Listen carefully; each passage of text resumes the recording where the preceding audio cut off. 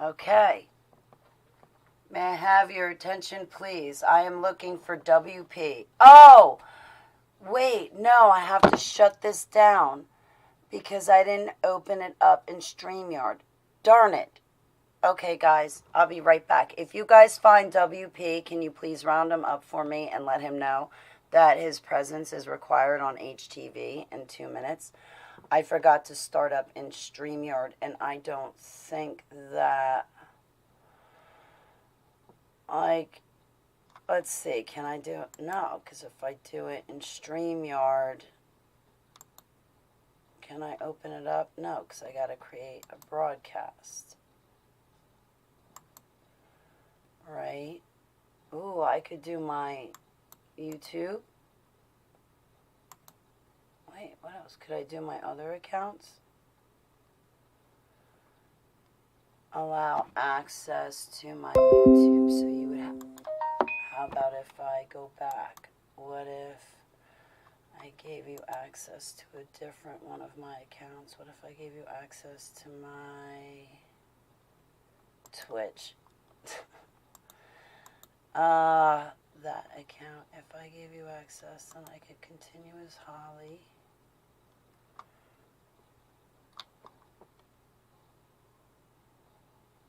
No, not now. You can't post on my behalf.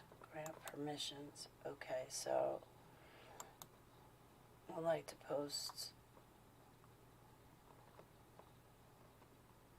No.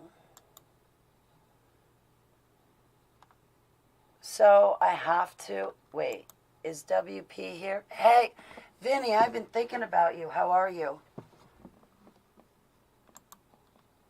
I am so happy to see you. All right, let me go back through this again. If I give connection with StreamYard to Facebook, right? Okay, I'll let you post on my timeline. I don't want you to do that on my behalf. Choose what you allow. Okay. What you allow. No, why do you have to read all my content or create or manage anything on my behalf? Okay, good. Grant permissions. I'd like to share a list. Okay, yeah, I don't want you sharing, reading, creating, or managing anything. Okay. Grant permissions. We got to go through this again. All right, so on a fourth time, actually, we can't find any Facebook pages.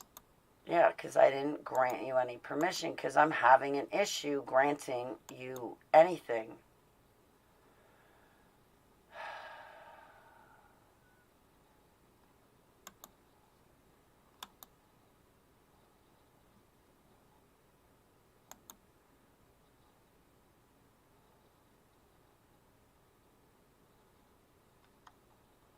Reauthorize. Business integrations. You guys suck. Return to dashboard. What's another destination that I could give you guys? I could do it from another channel. I could do it from another channel, right? I can open up Twitch. I have Periscope, but I don't remember what that is. All right, I'll continue as Holly Television. Allow. It's going to probably mess up my cameras. This is assuming WP shows up. All right. WP. Where art thou, WP?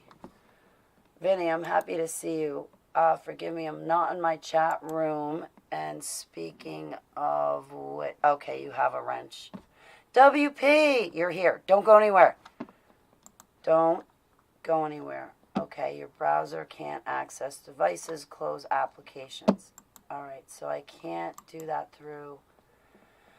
WP, don't go anywhere. WP, I am going to close this down because Wait. Time out. Don't go anywhere. Time out. Don't go anywhere. Don't go anywhere. Open up Zoom. New meeting.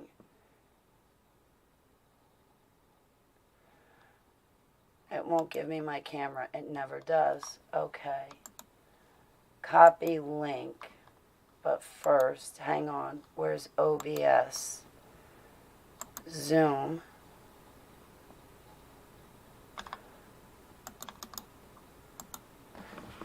WP, that's for you. Right? Okay. Hello, David Burnell. Welcome. What are we talking about? I am hoping to have a guest, my friend and brother in Christ, WP Jin Lighton. We've been worshiping Yud-Hey-Vav-Hey next to each other for probably about 3 years, approximately 3 years, at least. We go to Coach Dave Daubenmeyer's, and I've had him on my panel several other times, but I would like to have him on my panel again because I want to draw his testimony from him. There's stuff that he talks about I want to know more about.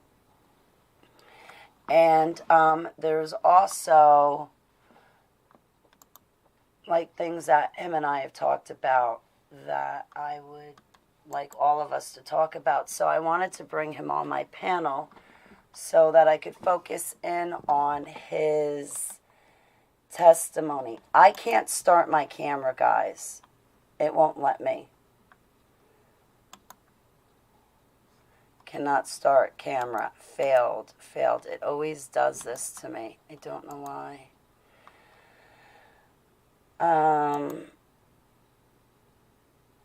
You don't want to see my face anyway. So WP should come on. I got caught in the rain. I'm out of here. I'm out of here. You better be out of there and over here.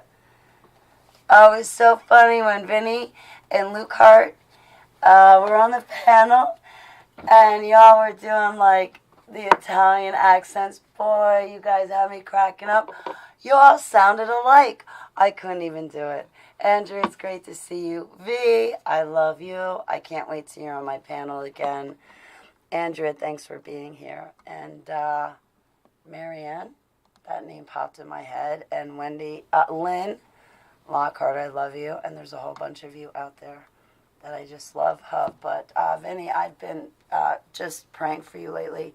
You've been popping into my head. I also, James Pollock, I owe a huge apology to him. I would like to talk about that in a different video.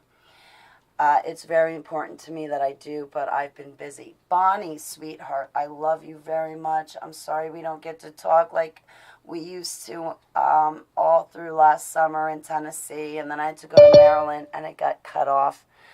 And, well, I miss you and I love you. I'm glad you're here. Bonnie, my posts, don't take them personally, honey. They're not meant to you, honey. We'll talk more. Mel V, I'm glad you're here. V, everyone. So without me talking about my personal stuff, let us focus on the great things at hand. Without me talking about my personal stuff, let us focus on... Wait, why is it talking? The great things at hand. Hang on. Without me talking about my personal stuff, let us focus on... Why is it talking? Me? Are you muted? You there? Yeah. Is everything working all right? Not really, right? Zoom. Open. Are you there? I am here. Oh, you can't hear me. I thought... Oh, my goodness. You're muted. You didn't want to hear me anyway. How you? I'm sorry. I just thought I'd go with that accent that we did with Vinny. How you doing? Forget about it. That cracks me up. Oh, I love it. Yeah, I want to focus on you and your testimony, and I want to just focus on you and you talking. And there are things, of course, going on in my personal life that, I want to attend to, but I don't want anybody to feel insulted that I haven't been able to focus on them. And I definitely want to focus on you, WP, for various reasons. I want to be able to drill your head. If I say something, just cut me off if it's too personal and be like, whoa, hold it. Do your Vinny accent on me, okay? Do your Vinny from Brooklyn accent and be like, what, whatever. Yeah, if you don't shut up, you're out of here. I'm going to give I you get an it. offer you can't refuse. I hear you. Who was I looking for? I was looking for Gerald.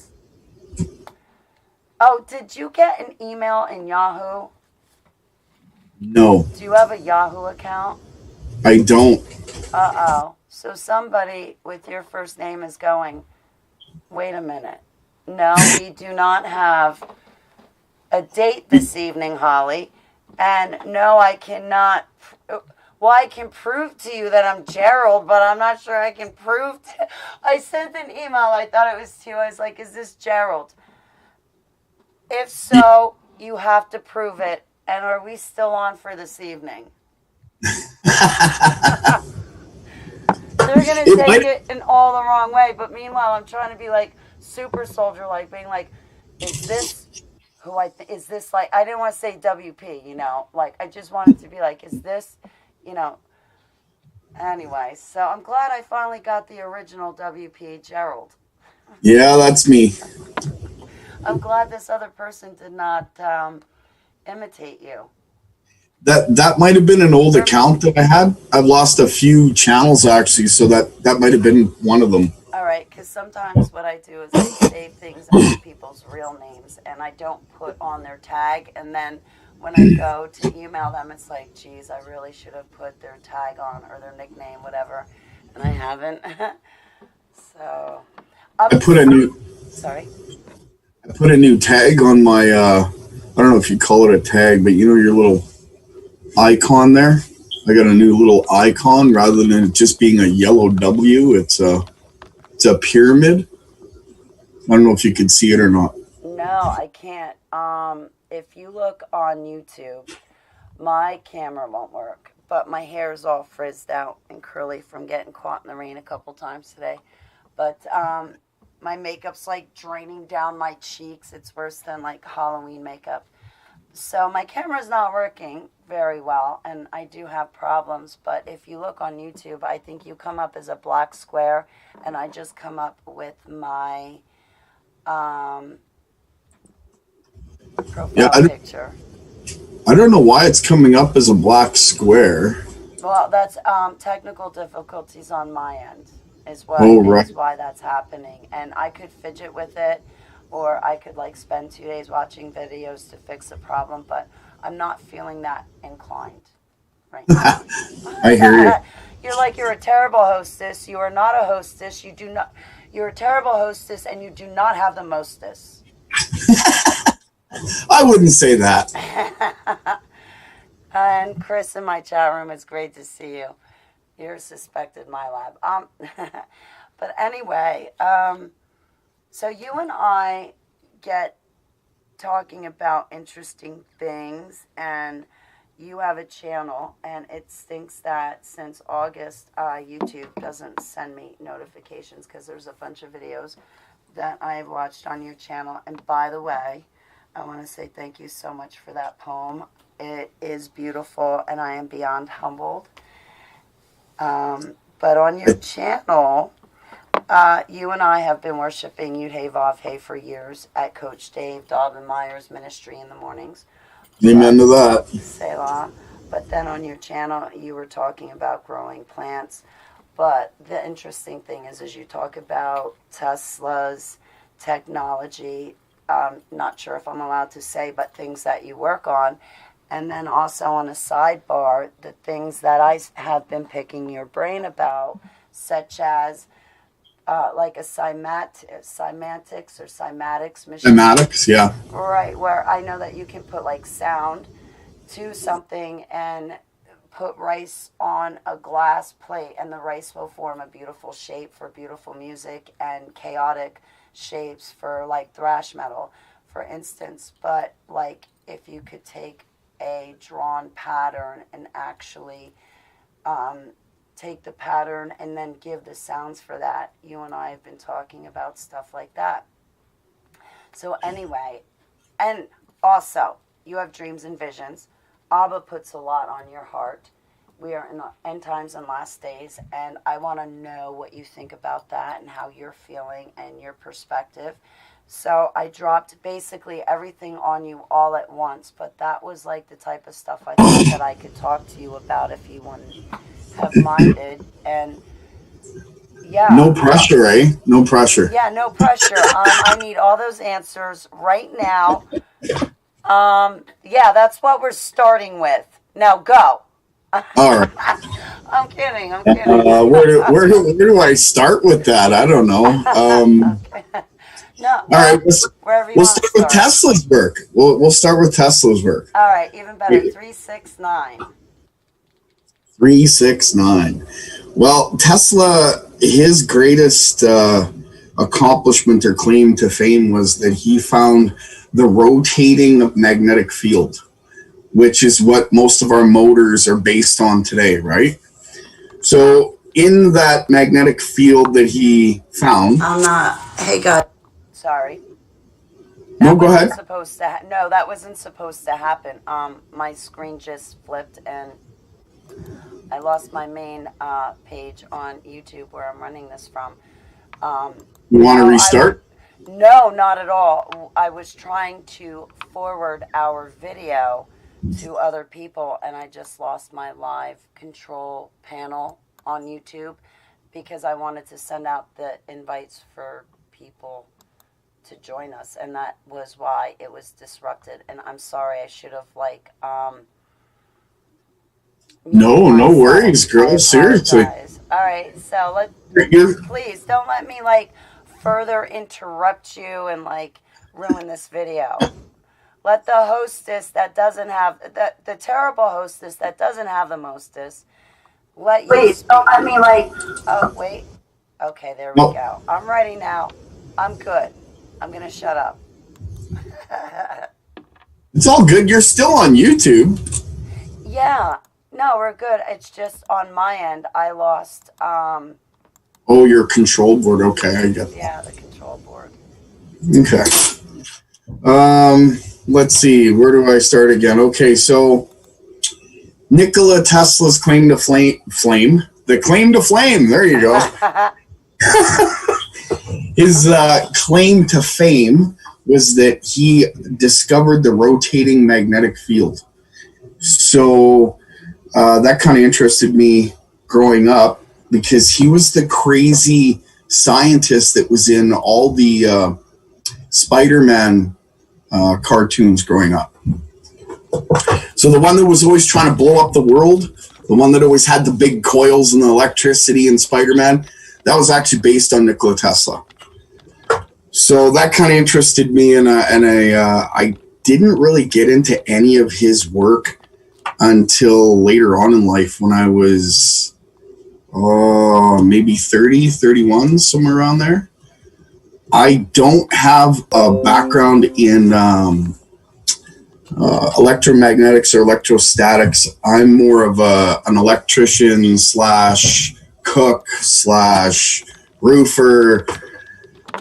You name it, I'm a jack of all trades and a master of one, so to speak. So it wasn't something that I was looking to get into until the events of my life unfolded, where it brought me back to where I'm living now. And I was directed. I don't know what else to say about that. So when it comes to Tesla and the motor with moving parts, he used iron, he used copper. He had these big elaborate machines that were awesome. Through studying him and studying many other of the greats that are into electricity, along with multiple dreams from the Lord and I mean in detail. I was shown a way of creating a magnetic field that rotates without moving parts. So that makes a motor last how long? I don't know. It hasn't been longevity tested, so to speak. So may I have you go back? The rotating without the parts. Can you say that again? okay, so Nikola Tesla made the motor. Okay, that's he designed the motor, and it has bearings, it has a rotor in it, it has a stator, and it's multiple moving parts. So when you put something together like that, your bearings can wear out. If it becomes unbalanced, your rotor could get damaged, the motor's destroyed. So through the Lord, I was able to obtain a rotating magnetic field without moving parts. So basically power generation without moving parts. So, wait a minute. That's sorry, forgive me for shifting around a little bit. No, it's okay. To be rude. So that's kind of like, so you solid have state energy that's moving around like that, so it's not exact. I don't know. It's not going to come out right. You remember when he had his energy flowing, and he would take a light bulb and put it in the ground, and the energy just flowed to it? Yes. Do you know how he did that? So, but wait, your energy can bend around in circles, is what you're saying, without those moving parts? Yes. How? Am I on the right track or no? No, you are on the right track. Okay. Now, let's go back to Nikola Tesla for a moment. One of the greatest things that he was trying to do was Wardenclyffe Tower. Now, Wardenclyffe Tower was it was supposed to be a power generator that gave the power to the people for free. Are you aware of that? Yes. And that's why Con Edison or whatever took him out and everything else, and that's why he died poor, broke, and nobody wanted to marry him, is because they ruined him, because you can't make money off of free energy, and you can't control people if you give them Nikola Tesla's ideas. Back in Nikola Tesla, he had the technology we're using for his cell phones, he created. Yes and no. Okay. This is why I'm glad you're here. Yeah. Okay. So when Nikola Tesla was talking about wireless energy, cell phones, definitely could be part of it, but that wasn't what he meant. What he meant was when Wardenclyffe Tower was turned on, the air around the tower and for many miles would become ionized. So do you remember when Tesla took the light bulbs and screwed them into the ground and they turned on? Yes. Okay. So what Tesla learned how to do was split the charge. Okay, so everything in the air was already charged. All you had to do was ground it out. That's why when he turned the bulbs into the ground, they turned on, because he completed the circuit. Right, and people break that circuit apart. Well, Edison didn't want that. Neither did what was the other guy's name? I'm sorry, it escapes me. Well, the guy that was financing him at the time there. Oh yeah, okay. Okay, so they didn't want that out for more than one reason. Tesla had a secret. Wardenclyffe Tower was going to run at the same frequency as certain pyramids that were built way back in history.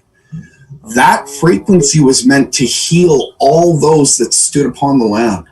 Yeah, we can't have that. We need Quinn Towers.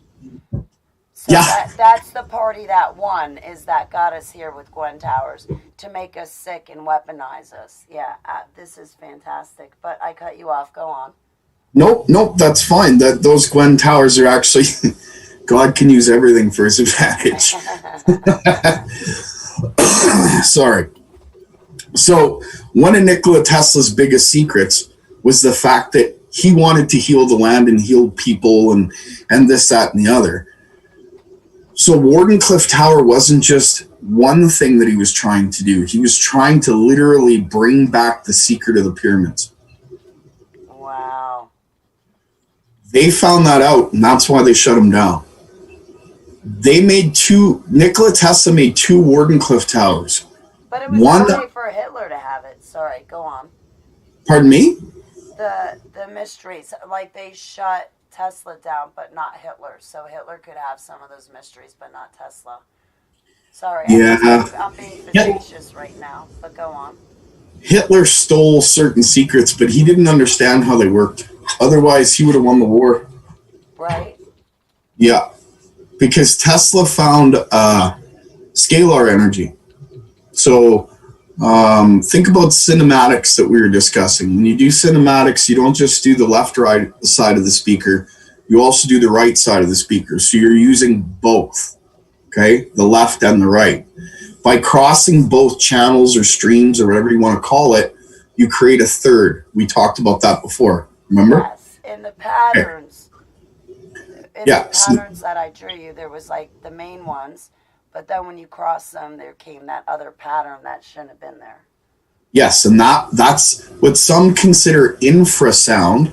But when it's used in a certain way, it actually creates scalar energy. And that's where you and I will be working on in the future. That'll help to deprogram me, I think. I'm certainly with that. You and I could do a lot with that. But I want to stick to your testimony primarily, but semantics is definitely a topic of interest. Yeah, we'll certainly pray about it before we do any major tests, that's for sure. Don't worry, I'm the guinea pig. I'm all right with it. Onward! On the way! I wouldn't want to hurt my Holly, come on! No, don't worry. Like, this is all my idea from the get-go. I'm roping you into it. I'm like, come on, you're brilliant. You can build the machine. Brilliant? I wouldn't say I'm brilliant. I'm just a little smarter than the average bear. Okay, brilliant. Well, that's true. We're all brilliant. We just all have different spiritual gifts, and you understand all those things that I'm very curious about. Because, yes, the pyramids, they carried and emitted light as well as vibrations. And they gave off your sounds and frequencies. So, absolutely. And I just see in a repackaged form these Gwen Towers being a very bad version of those beautiful pyramids we used to see back then. Because could you imagine at night when they lit the pyramids up in the cities in Egypt with the pyramids, and it's on a ley line. So you're also feeling the energy of it as well, and seeing the lights emitted, and then for thousands of miles. Right, and then you look up and you see the stars in the sky, and just the awe and beauty of it all. Yeah, and every time the moon would be full and the water would rise, the water underneath the pyramid that was attached to the aquifers would put pressure on the crystals that are underneath. Those crystals are dielectric, so what would happen is, piezoelectric. So they'd create a very high voltage, and that voltage would be taken up to the top of the pyramid through the water and the steam that was created through pressure. And then as it trickled back down, the negative energy would literally be dispersed throughout the pyramid, and it would create a capacitance through and throughout the whole pyramid itself, making it glow. Boy, it must have been a sight. Amazing it must have been. And all the lands that surrounded Egypt, you know how they talk how it was like an amazing garden. Well, that garden was facilitated by the electrostatics, the electrostatic frequency of the pyramid being given off. So all that fruit and vegetables and dates and things that were grown at the base of the pyramids grew 3 to 5 times faster than anywhere else in the world. It's all part of the same system. Wow. So yeah, when you want to pick my brain, I sort of go off for a while because, like I said, the Lord has showed me many great things, and it was given freely unto me, and I shall give it freely to all those that ask. Good. Now, So that's Tesla. What else do I want to ask you?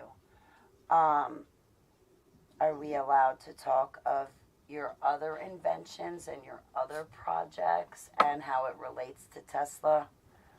Like, We can. okay, like your like water powered thing that you're not supposed to have or know how it works. So that The was which? I didn't well, catch the first part. well, you said the vehicle that runs on water. Oh, You know yes. that technology. Yes. You can Yes. rebuild it, or you have. Well, Well, you know let the me. technology. Yeah, I know how to use it. Yeah. Okay, there was a guy by the name of Stanley Meyer in the United States around the 80s. And he built a car. It was actually a dune buggy, and he ran it in the Enduro 500, I believe it's called. And he ran it on water. And the United States government offered him $300 million at the time for his technology because they wanted to run it in their tanks. He refused because part of the deal was that they get to take it and it's proprietary to the United States Army. He didn't want that. He wanted it to be given to the public and to everyone. Well, unfortunately, the last words out of Stan Meyer's mouth after he ate breakfast and was in his car, called his brother, and the last words were, "They poisoned me. I'm dead." And he died in his car at the lights. So the technology that I speak of may be dangerous to speak of, but I fully believe in Jesus Christ and the protection of God. So I can speak a bit on it. There was also another gentleman by the name of Paul Pantone. And Paul Pantone, they tried to jail him for fraud. They tried to lock him up for being crazy.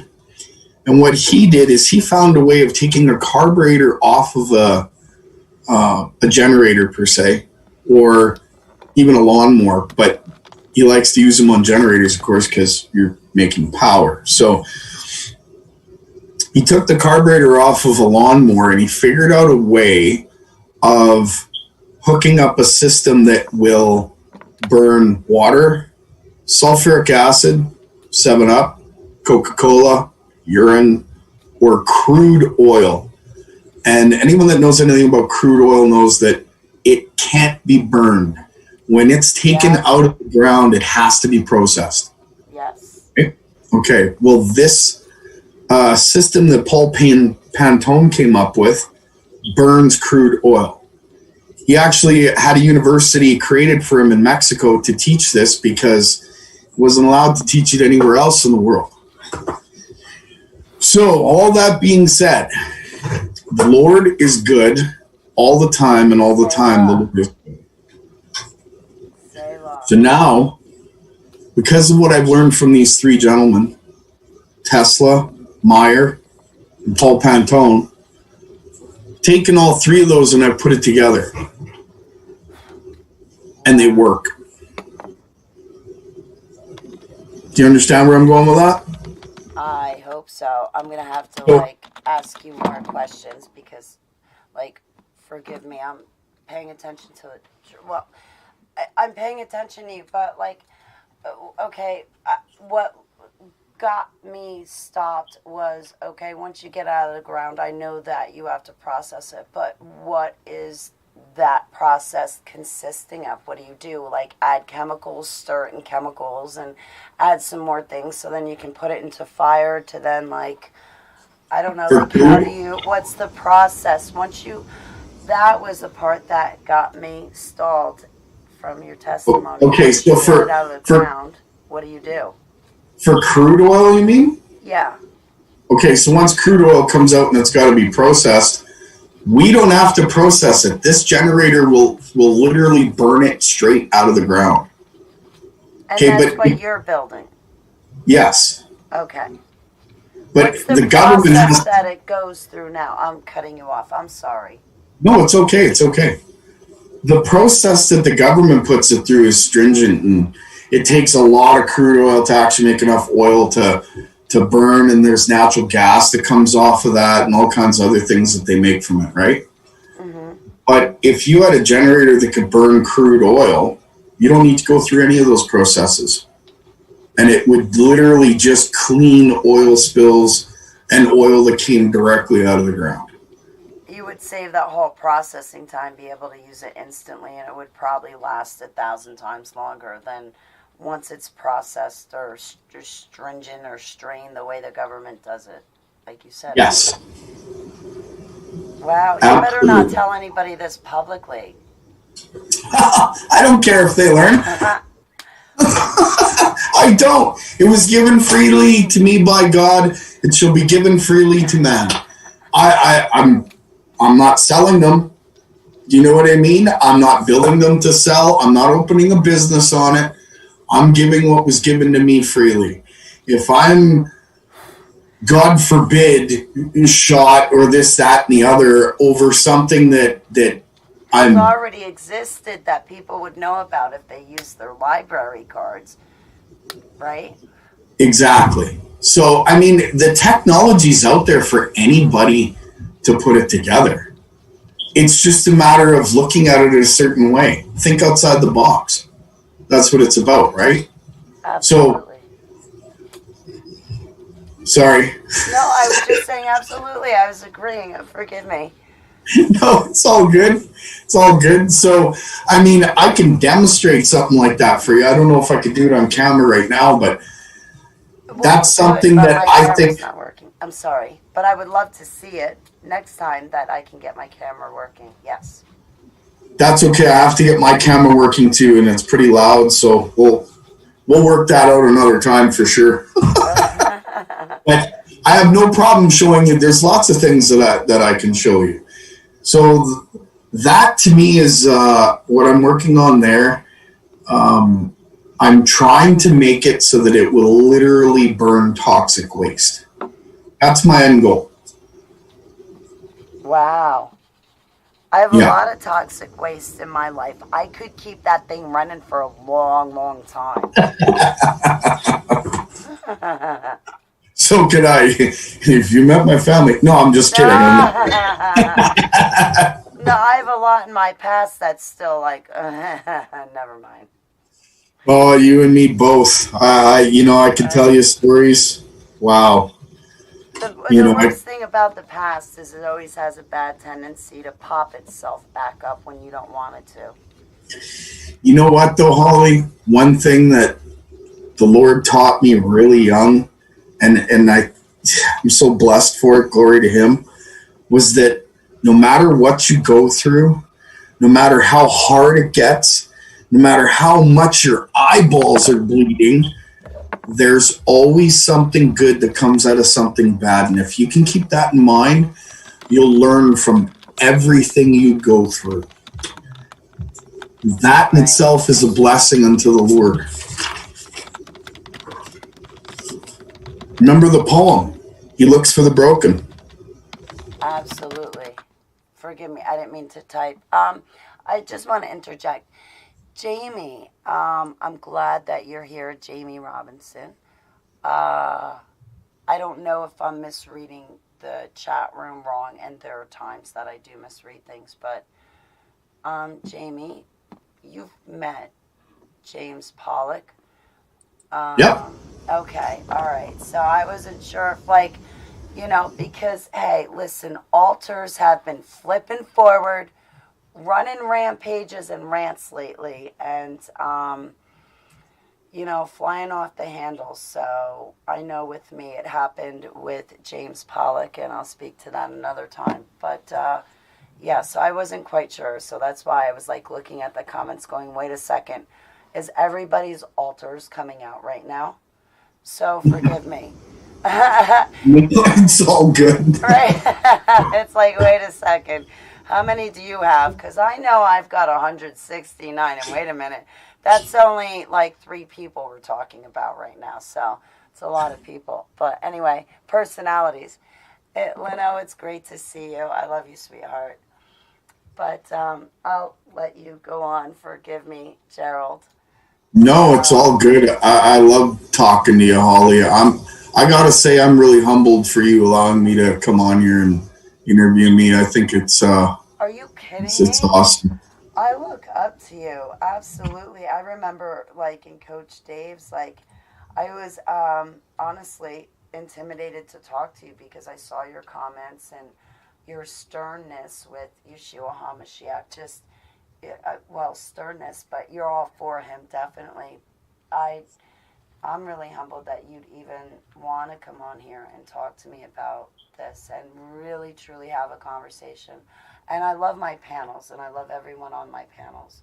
But the thing is to really be able to sit here and get your testimony and be able to talk to you about this stuff and just hear you and not roll into something else. That's a real pleasure. I'm humbled that you'd want to do this so I can be able to talk to you. So thanks for being here so much. Well, I'll be honest. It's kind of hard for me to talk because I usually keep to myself. I'm kind of a secretive guy. I always really have been. I grew up. Well, I'll give you part of my testimony. I grew up in organized crime because my family is organized crime, and at least they were.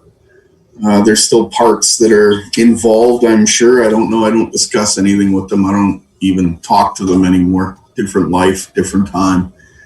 But growing up in that, you see all kinds of different people, and you know, you meet good people and bad people on both sides of breaking the law and not breaking the law, and it's amazing. For me, I just allow the Lord to lead, and He brings me to awesome people like you, Holly. I mean, I don't know what else to say. I'm humbled. I'm humbled. I'm really humbled. Like, I'll give you a for instance when the Lord directs you in your life. And please understand, everyone that's listening, I'm no different than anyone here. The Lord comes to you in your belief. In other words, like, what you believe Jesus can do with you, for you, in front of you, He will come to. So if you believe that He can manifest right before you in broad daylight in front of everyone, then He can do so. That doesn't mean He will, but He can. So if you believe that He can enter into your life and guide you in ways that keep you from harm or bring you to places that glorify Him, He will do that as well. So growing up, He taught me that lesson. And see, I kind of got overwhelmed there. I forgot what I was going to say. No, it's okay. Oh, I saw a street preacher tonight. And I got overwhelmed speaking to them, and he was asking me questions. I'm like, is this a trick? I'm like, I don't know the Holy Bible that well. And I tried to give my testimony, but I didn't drop like the MK Ultra on them. But he asked me, you know, what called you to be an Ezekiel 33 watchman, and da-da-da-da-da. And I tried to keep it light without getting into it too much. But yeah, I started to tremble there when I was talking to him, and I instantly began to fumble, but I just had like 3 answers to one question and I got bottlenecked, so no wonder why I fumbled, but I get it. Yeah, I get a little overwhelmed sometimes talking about myself because some of the things I went through, they still unnerve me a little. Like, I'll give you a for instance. When I was younger, I fell away from the Lord. It was after I died. Okay, so I denied the things that I saw, and I denied the Lord being in my life because the thing that kept going through my mind was, why me, Lord? Like, you know, I don't deserve this. I'm just a lowly kind of, like, why me? So I ran away from that, so to speak, and I ended up in jail. Not only did I end up in jail, I got into a fist fight with 6 guards and ended up in the hole. What was that? I said, uh-oh. Yeah. They kept tossing my cell, and I had enough, and I told the one guard to back off. He didn't like it, and it literally got physical, and it took 6 of them. So once they finally brought me to the hole, I was in there for 40 days and 40 nights. Oh, my God. Legally, they're only allowed to keep you there for 10 days, then they have to bring you back for 4 to general population, and then they can put you back for another 10. Wow. I was in there for 40. How long were you in total, if you don't mind? Like, what was... In jail? Yeah. From beginning of falling away to the end? Like, how long were you in there? Yeah. Well, I did a couple of different small bits, but altogether 5 years. That's a long time. Yeah, I lost friends, family, integrity, you name it. But it was a blessing because the Lord, he took my life and he molded it. Because while I was in the hole for 40 days and 40 nights, I had a vision. It was a very strong vision. It was a waking vision in the middle of the day. And the Lord said specific things to me. He said I was going to save a man's life. And that I was going to, maybe I shouldn't say this part. I was going to do something that was going to change many people's lives. And it wasn't like I was going to try to change many people's lives. It was through an action that the Lord was going to put me in place for. Okay, do you get that? Yes, I do. Okay, so he said that, and then there was something else that he wouldn't tell me, and he said, I'm saving that for a surprise. So that hasn't occurred yet, but the first 2 did. So the vision that he gave me during the day while I was in the hole was that I was going to go out, travel like thousands of miles from my home that I'm used to.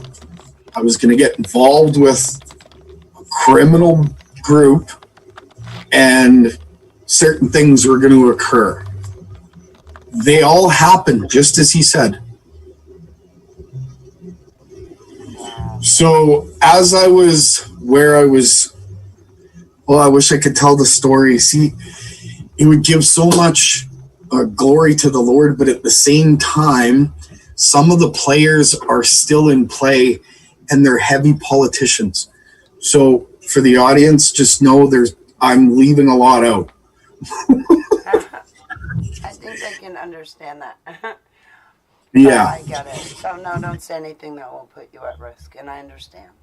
Let's just say the Lord led me through the lifestyle that I fell away. When I fell away from him, I lived a lifestyle. And through that lifestyle, he put me in a position to do something for him that glorifies him, and I love him for it, and it's amazing. After that was said and done, and I was still out on the coast, I got another dream stating that my dad was sick and he had cancer. He had 2.5 years to live, and then he was coming home. That's what I was told. So without question, I packed up my stuff. I headed back to where I grew up and was raised, and I moved in with my dad. I spent 2 years with him. Half a year after that, he passed away of prostate cancer. So when I say that the Lord can do amazing things in your life, if you allow him to, you open your mind, you allow your heart to be pliable, and you listen, he will come into your life, to your belief in him, and he'll guide you. He'll shape your mind, he'll mold your heart, and he'll make you a different person. Because I'll tell you, I'm 100% different of a person than I was when I was growing up. Me too. Your testimony helped me see that. You know that, Ollie? Really? Yeah. The stuff that you went through triggered memories of things that I saw and that I lived through that even though I tried to do something about, I was helpless to, you know. Um, I'm sure you know what I'm talking about when you see things happen that Yeah. are just unfathomable, and you want to fight with everything in your heart, mind, and body and soul to stop it, but you can't because you don't have that ability, right? Right. Yeah, you just can't. Yeah. I trained very hard, prayed every day to gain that ability. I'm still working on it. Yeah, so am I. It's an everyday process. I mean, I can't even do street preaching, but hopefully the next time in one of those extreme situations, I'll be extreme and be like, you know what? I've had it. Where is my cape? I come from the dumps. No, I will have none of this, and just, step in and, You know what, Holly? what? You know how the body of Christ has hands, feet, legs, a mouth, right? Yes. So tell me something. Does the feet tell the mind it doesn't want to go when there's a place that it has to walk to? No, it's the mind that says no. Exactly. So do you feel like you're meant to street preach? No. I feel you're a warrior.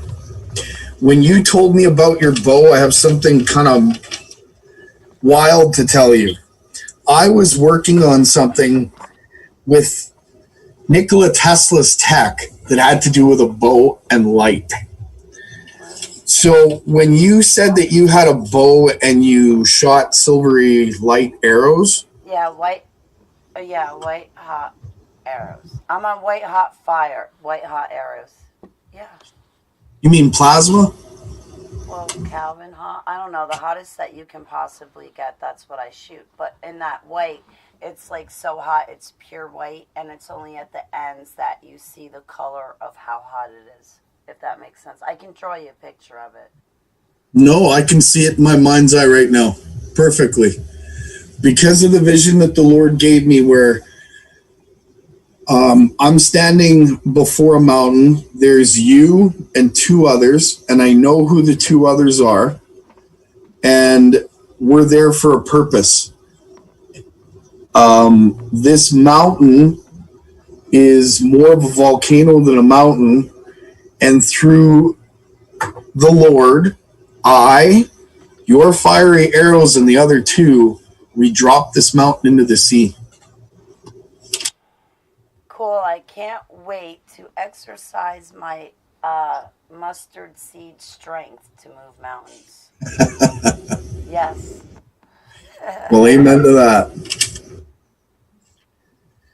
So I kind of feel like I'm cheating the audience for not giving my full testimony on what occurred to me on the coast, but Well, don't cheat us. Whatever you like. I'm not on StreamYard, so I feel like I'm at a disadvantage because I can't post up on the screen what they're saying for you to see, like, StreamYard does. So, but yeah, the audience loved the audience. Oh my gosh, it's terrible. I take that back. family. Our family, our brothers and sisters, our friends, our loved ones in the chat room, like, you're getting rave reviews, and absolutely they are completely relating to you. And while you were talking about, the hardships you've been through with jail, I actually reached out on my cell phone to someone and shot them a text and asked them to pull up YouTube, and they said, okay, I will see if I can pull it up. Because a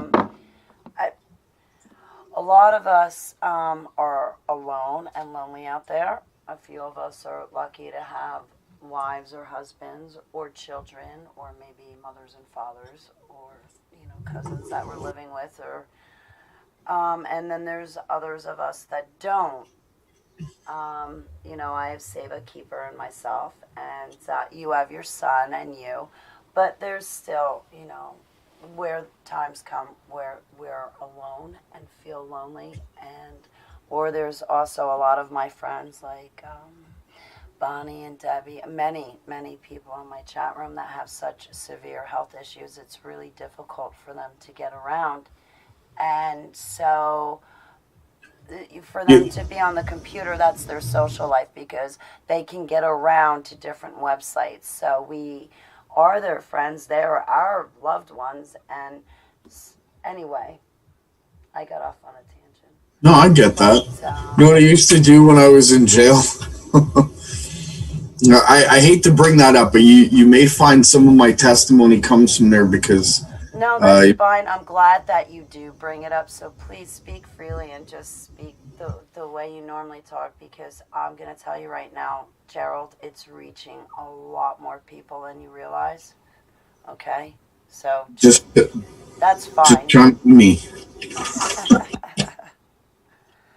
Yeah, Lily Duke says loneliness is rough. Yes, but this is where, Heavenly Abba gave me HTV. So this can help combat a little bit of that. So without further ado, let Gerald speak and I'll shut up. You never have to shut up, Paul. Yeah, I understand. I'll just die down for now. I'll pipe down and let you have the floor, please. Without further ado, until you know what? Gerald, stop interrupting me interrupting you, okay? You got it. Okay, good. Now that we got that right. No, I'm teasing. But go on. I'm sorry. I'm sorry. Well, what I used to do in jail, because, jail's a lonely place kind of thing, I didn't pray to the Lord in the sense that people would pray, they get on their knees or they'll pull out the Bible and they'll start going through the word and then they'll repeat the word as a prayer. That's great. That's awesome. That's, how most of us have learned how to pray.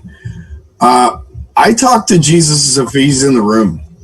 Like he's my brother and I've missed him for months on end because he's been on a trip. That's how I talk to Jesus. And when I do that, it's like being in prayer, but being in the moment with him, because afterwards I'll pick up my Bible and I'll start reading. And it's almost like he answered me of that conversation through the word that I'm reading at that moment. It's amazing. And I'll tell you, it really helps with loneliness. At least it did for me. I don't know if that would help anyone, but when I talk to Jesus, he's like, he's right there. You know what I mean? He's like that invisible friend that ain't invisible or sorry, he's like that best friend that's invisible. He's there, but you can't see him and you can talk to him as if, I don't know, as if you're buds. I don't know how to explain that. But that's what I used to do and it helped. I got you. Hold on 1 second. Okay, James, listen to me.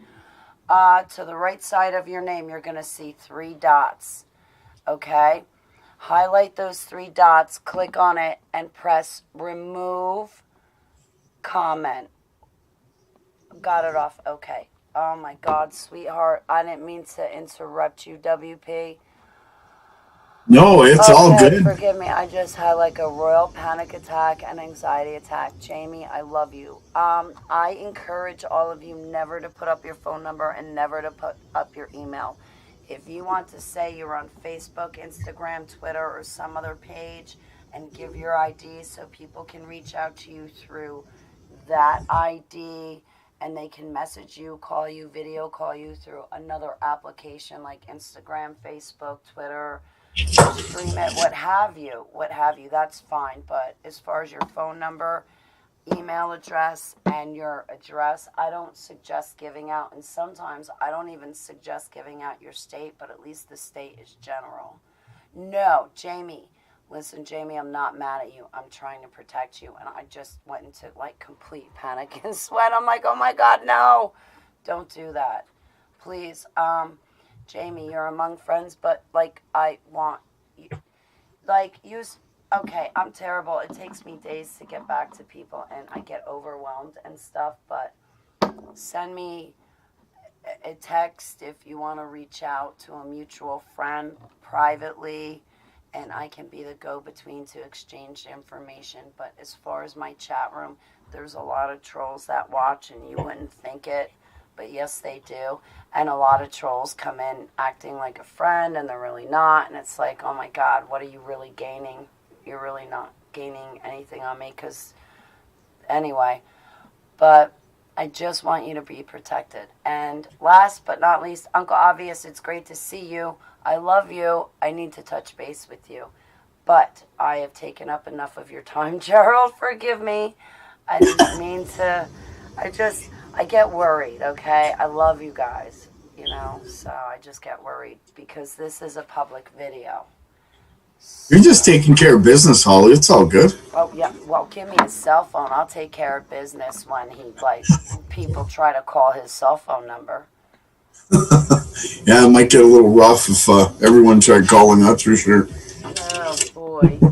Yeah. And then people be like, oh, no, Holly sent me. Oh, no, we're great friends. And then they'll, you know, be like, but Jamie, we know each other. And Jamie, he told me this. And Jamie, Holly told me that. And Jamie, and they'll come off like they really know a thing or two. And meanwhile, it's like, wait a second. No. No, I hear that. Yeah, forgive me. Dev Bread, it's great to see you. It's been a while. But anyway, so where were we before I had my anxiety attack? Right. I'm not sure. We've talked about so much so far. I know. Can the chat room remind us? Yeah, since the chat room put me in a panic attack, can you remind us where we were before I went in that panic attack? I could tell you about when I was healed. You said your full testimony. We were talking about loneliness. You were talking about jail time and your full testimony, what you could and could not say. And now I just cut you off again. I'll shut up. Oh, no, it's all good. There's certain parts of my testimony that I could tell you that would be hard to believe. Even me, sometimes I have a hard issue with some of the things that I live through because some people say they're not biblical, but one of the things that I live through, I believe is biblical. You know what? I'm just going to say it and let it. I'm going to say this prayer really quick. May the Holy Spirit guide me in the words that I am about to speak, and may this part of my testimony fall on ears that it's meant to fall on, and may you pray about this, take it to the Lord, read the Bible, find the word on this. I don't know. I'm still trying to figure this out myself and work this part of my testimony out myself, but the Lord's put on my heart to speak it, so I'm going to. All right. That being said, Lord Jesus Christ, please hear that prayer. Amen. When I was 7 years old, I'll go back a little bit. When I was born, I had a clubbed foot, and I had a lot of issues with my feet, my legs. I couldn't walk properly till I was maybe five-ish, somewhere around there. I was allergic to everything, peanut butter, you name it. I was allergic to it. I couldn't even leave the house for the most part. When I was 7 years old, there was this, I lived in a predominantly native town, and I'm a French white guy. So just so that you're aware, this town that I lived in, it was a good little town, but let's just say I experienced prejudice on the other side. I used to get beat up because I was white. It really humbled me. I'll get into that in another time. But so when I was 7 years old, this little town has this fair that goes on every year. Me and my family usually go to it. And the day before the fair, I took my brother's bike out, and I did a jump with it. I snapped the handlebars in half. So my punishment for that, because I wasn't supposed to take the bike out, was to be grounded for the fair. Now, That night before the fair, while I was sleeping, I had a dream. It was a very intense dream. An angel came to me and told me that I must go to the fair, and when my family leaves, literally how to break out of my room, climb out the window, get my bike without being seen. So this, just so that you guys understand, I was a 7-year-old kid at the time, and I had this dream. So that day, when everybody left for the fair, my uncle was watching me, and he locked me in my room and closed the door, and I literally followed the instructions of this angel. I opened the window, pulled out the screen, crawled down the outside of the wall, grabbed my bike to the fair. When I got there, all my friends were there on their bikes, and we, instead of going to the fair, because my parents were there, they didn't want to get caught, I didn't want to get caught, we decided to just sort of wait it out until they left. So we biked to this place called the Old Spanish Fort. It's this long road, goes to a big tree house that's 3 stories tall, and this road goes, it had a little bridge that went across this creek, and then you'd get to the spot where this tree house is. I hope I'm not boring any of you here now. Oh, wait. So, no, not at all. Please keep going. Please keep going. Okay, so as we get down this road and we get to where this creek was, there was a big, it was spring, there was a big flood. It wiped out the road, and then the water dissipated. And of course, there's this big ditch. So we had to leave our bikes on the other side of the ditch and walk through. We get to where this treehouse are, and all here my friends are, and we're kind of joking around. We're like, who's going to go up there? Who's going to go up there? And this treehouse being 3 stories tall, none of us wanted to do it. There was a rope ladder that went from the ground to the top, and everybody was bugging me, daring me, making fun. So I decided to climb. So I went up there. Just as I got to the top, just as I pulled myself up onto the platform that was there, the rope on the ladder snapped and the rope fell to the ground. This treehouse was made with 4 trees. The only way to get down was to literally shimmy down a tree 3 stories high. And I'm 7 years old. So I'm yelling down to my friends for help. They don't know what to do. I'm yelling down to them to go get help. None of them wanted to, because anyone that went and said something was going to get in trouble, because they weren't supposed to be at the Spanish Fort. And they weren't supposed to be with me because I was grounded. So after a little bit of this, me sitting up there and starting to cry, my friends left. There was only one friend that stuck around. His name was Chris. And he said he would go get my older brother.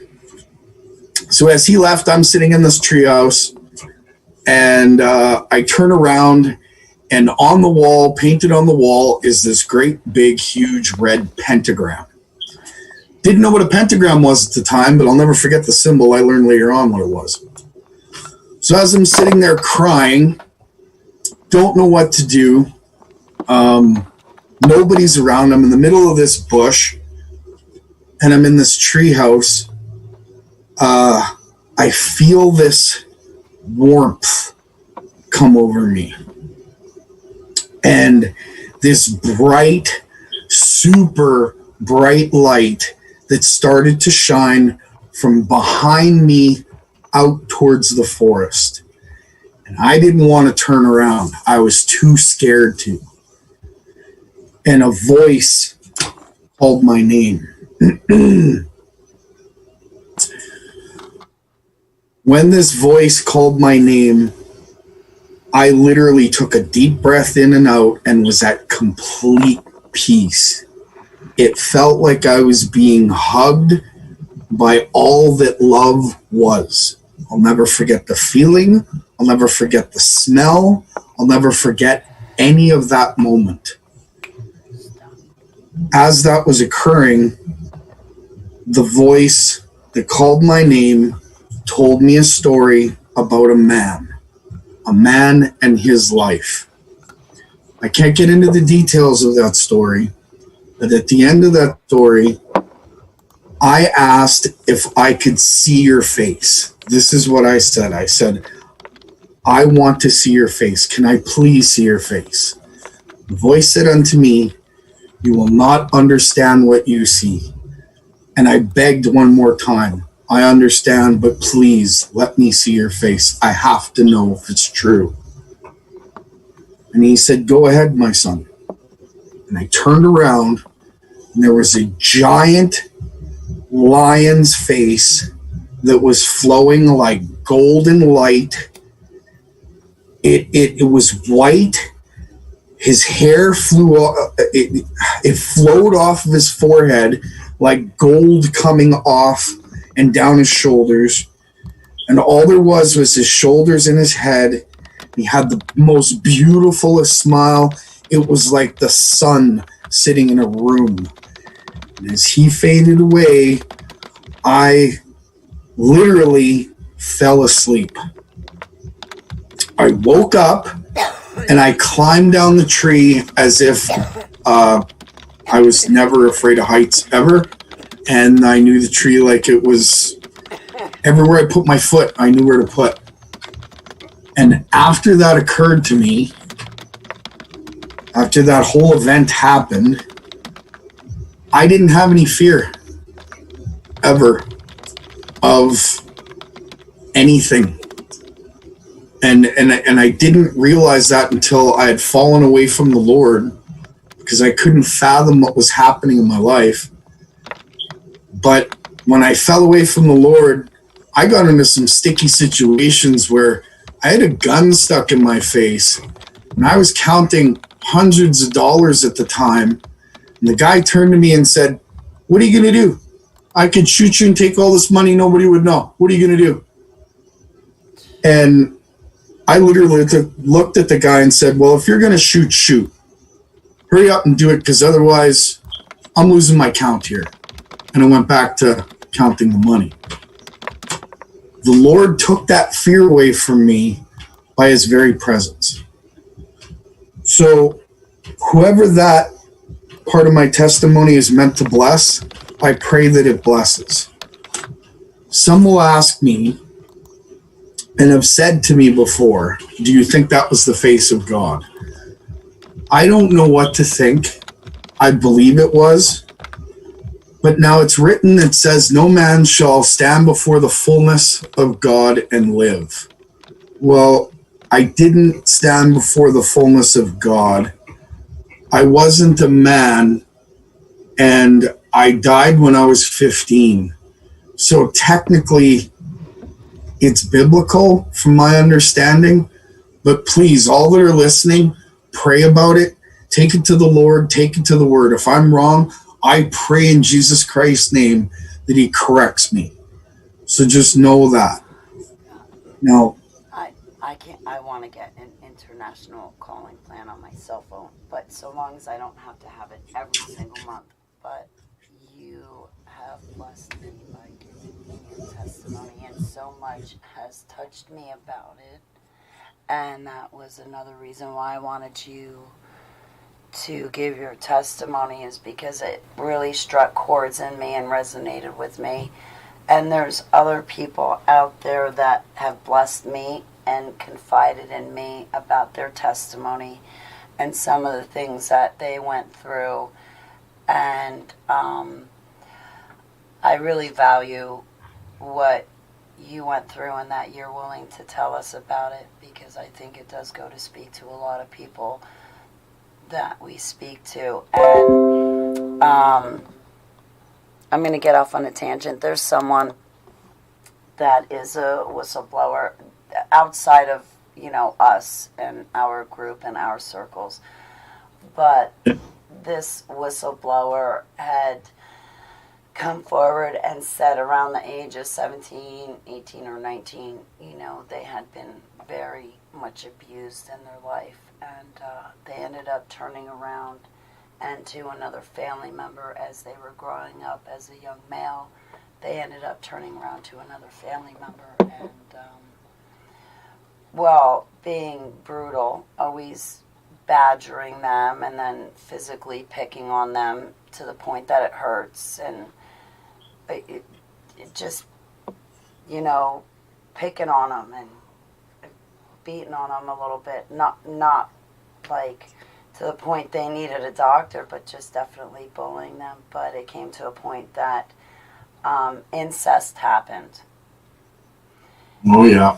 And now this person had come forward as a whistleblower, and this event has been on them and their life going forward, and even as a whistleblower. And, listen, I'm not here to judge. You should just read my autobiography. I'm definitely the farthest thing away from. The way I look at it is this, is Yeshua HaMashiach, Jesus Christ of Nazareth, is the light. I am from the darkness, okay? He is the branch that this wild vine is grafted onto. He's the light. I come from the darkness. He forgave me, and that's that. But, how do you deal with these situations? And, Jesus forgives everyone, and if they forgive everyone, would you still welcome someone like that into our closest inner circles? Would you still welcome them into HTV? And that's a question I've thought to myself, and maybe I pose to you guys, but really to stretch your minds about forgiveness. No, they're not in my chat room. I'm just posing questions. But, I've come across people that have said to me, and this is really touching because of what's going on in my, what just finally came to an end in my personal life.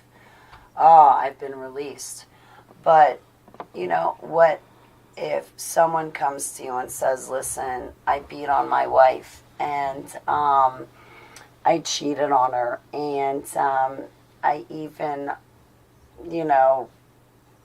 told her that I was having sex with women at work, and, I really treated this woman terrible, and now I turn around and look back. And you cannot always blame things on an alcohol addiction, pill addiction, cocaine addiction, or just being a dodo bird, okay? Really. Truth.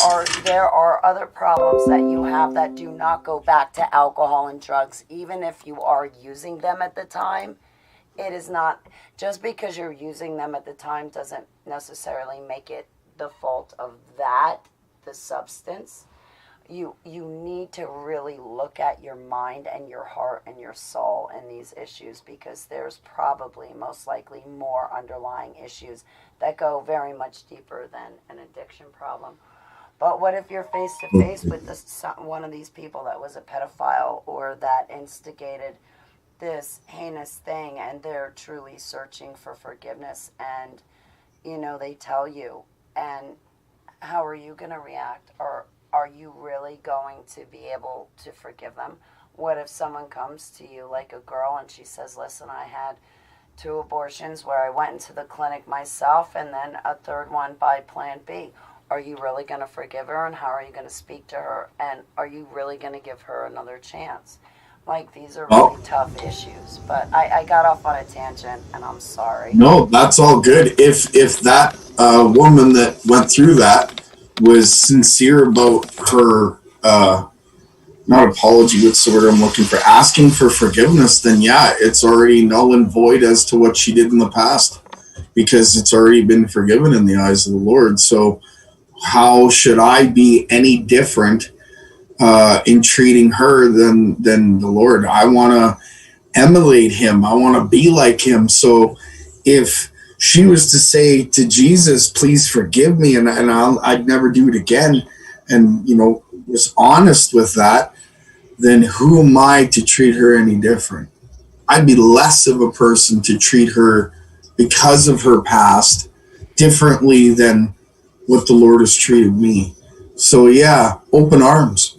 If she's sincere, open arms. But that goes for someone that molested maybe their cousin, and that goes for like maybe an uncle who beat on his nephew, or that goes for anyone that could have been in a predatorial position that's turning to Jesus.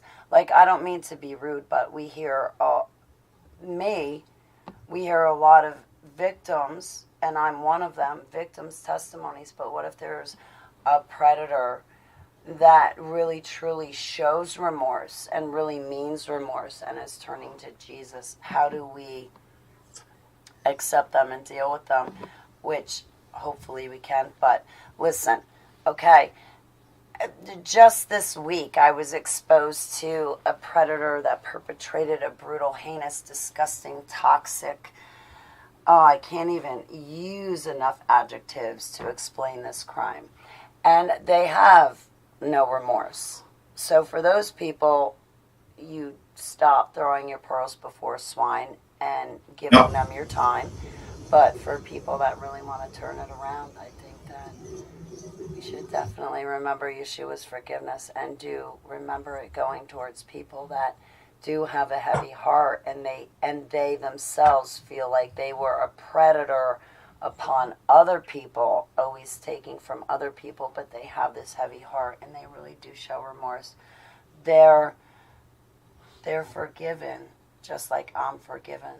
And I want them to remember that too. Sorry I got off on a tangent. I stole from your testimony. No, you didn't. It's all good. Okay. I am definitely not the hostess with the mostest, but that's all right. Sure you are. Hey, I'm trying. No, it's all good. Forgiveness is a big thing. It's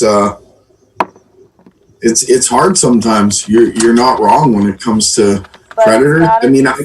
But it's got to be that you forgive someone that's really showing true remorse, not fake tears and crocodile teardrops and making like, it's got to be true remorse. But I'm learning the difference between real true remorse and the fake kind, because I've also seen the other extreme where people say, well, I'm just like Jesus and I sugarcoat everything and tiptoe through stuff. And they're like, oh, well, yeah, I've had to humble myself. We had a disagreement. And they're just like brushing it off. Oh, I had to humble myself. And everything's okay now. And it's like, you had to humble yourself. Wait a minute. Like, you're just kind of glossing over it. Do you really feel... Yeah, what do they call those? Institutionalized Christians. Yeah, what does Restizdar say? A carnate Christianity. Like when I apologized to James Pollock, an altar came forward. I told James off, and I'll be honest, I don't remember it. So he gave me an opportunity to apologize and explain myself, and I did. And it's sincere, but, it's those other people that aren't sincere, too, that we need to definitely safeguard ourselves against. But I'm going to shut up there and let you take over, because, see, it's your testimony I want to draw out and not mine. And I don't want to get off on tangents. But your testimony has really struck me, Gerald. And I know that it speaks to a lot of people out in my audience as far as what you've gone through and what you're still going through. And I want you to explain that, especially because you're a man. And I have some people that are men. And, could you minister to my male loved ones on my channel too? And please continue to give your testimony. I'm sure it would be much appreciated. And I'd love to hear it too. Again. Wow. Okay. I'll give you an extreme example of being corrected by the Lord. I don't know if it was necessarily by the Lord as much as it was he took his hands of protection off of me because I was, for lack of a better word, cocky. I learned a lesson when it came, like Peter denied the Lord 3 times, but still in the end, the Lord used him as a vessel, no less than he did at the beginning before Peter denied him 3 times. And I fought long and hard to get back on the road, and I just got back on the road February 2020. Well, no, actually we'll say December 2019. I just got back on that road, and it was really long and arduous, knowing I denied Jesus. I didn't follow the dreams and visions that he gave me, so I did not get the blessings he had in store. But also, I was living outside of his will and accordance to the Holy Bible, and it really sucked. But I took over yet again the discussion. No, that's all good. But yeah, so talk about that, please. Well, okay, so I basically got tuned. I guess that's what you'd call it. I was cocky because I trained in extreme martial arts, and I mean extreme. I'd kick trees for an hour and a half a day, do my workout an hour and a half in the morning, starting from 5 till 6:30.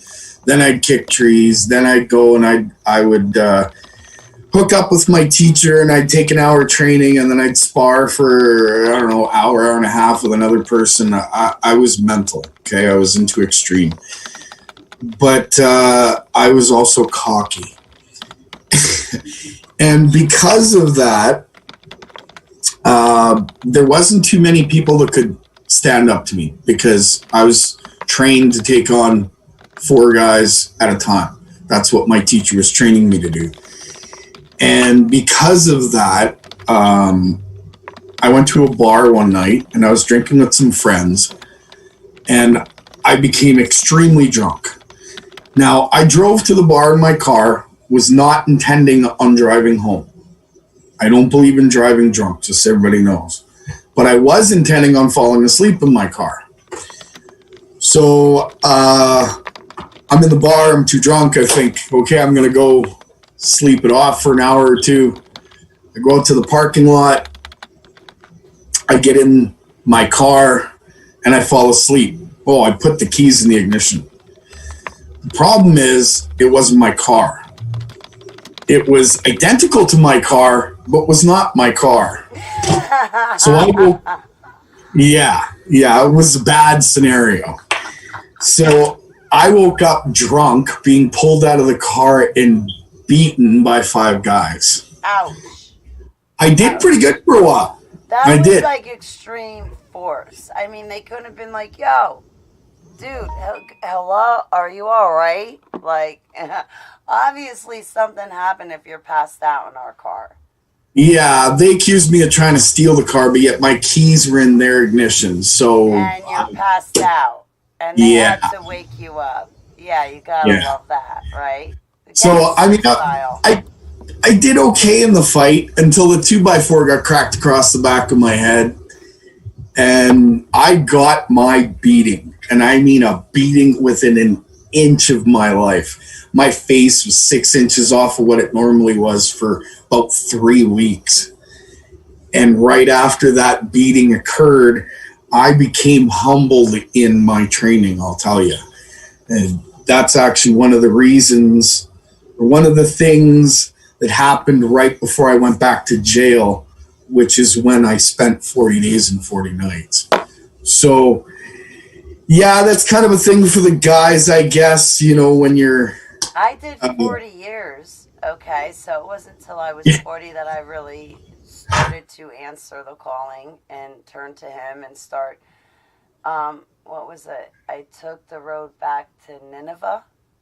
Is that the right way to say it? Instead I think so, yeah. Followed by the whale, I'm taking the road back to Nineveh. At least you had 40 days and 40 nights. I had 40 years. You got off lucky. That's only because you're created in his image and we're your rib. Oh, well, you know, that was only part of it. That's banter. I didn't come back to the Lord till later. I was still in the falling away process, Ollie. It wasn't, yeah.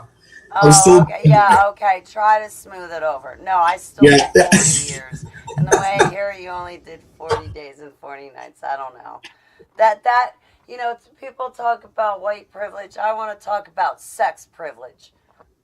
There you go. Gender privilege. Gender.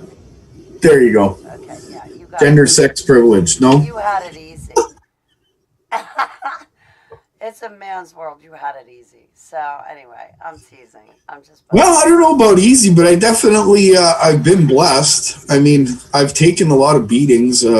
My dad was an alcoholic. God bless his soul. He had a monkey on his back because he went through some stuff as a kid that he shouldn't have went through, and because of him being an alcoholic, he couldn't control his temper, and he liked to hit. So I like to stand in front of my little brother and take the hits that way, because he was young, he was too small. I didn't, whatever. I was tough at the time. I remember him sticking my head through a wall when I was 13 because we were late for church. But it wasn't because we were late for church as much as it was we were late for church because my grandma was going and he wanted to borrow money for more liquor. We all have our faults. We all go through our issues. God bless the man's soul. He taught me so many things. And he was of the Lord, thank God. So, yeah, I mean, I don't know where to go from there. I can tell you that your belief in the Lord will bring you to amazing events in your life. And the stronger you believe, the more those events will occur. Like when people ask me if I believe in Jesus Christ, I tell them no. And they're like, what? And I don't believe in Jesus Christ. No. I know Jesus Christ is real. I know he lived. I know him, but I might believe you. Oh, Jinx, you owe me Coca-Cola. And I pray for everybody here in the comment sections, anyone who's listening to this, anyone who's watching, and anyone who intends on watching it. I pray that Jesus comes to you in the way that he's come to me, and I've lived my life, because I'm telling you, I'm nothing special. He can do the same thing with you as he's done with me. It just takes some faith, knowing that he's real. And the things that he'll bring you to, the events in your life that will occur when he shows them to you that he was in them. Wow. It's so mind-blowing. There's no words. I don't know if I've said this before, but he's my every breath. Since I died when I was 15, and I've said this before, and I don't know if I explained what happened, and some people would take that as like, what do you mean you died? Well, yeah, if the camera was working, I could show you the scar. When before I started going to jail, this was right before it was kind of part of the issue in my own mind that started me on the wrong path. I was drinking. I was a young alcoholic, and I had a party. I had 65 people in my house, and at Sunday in the afternoon, I bought 6 2-4s, and by the time of the accident, there was only 2 left in the fridge, and it was only me and another guy drinking out of it. So as you can tell, there was a lot of alcohol in my system.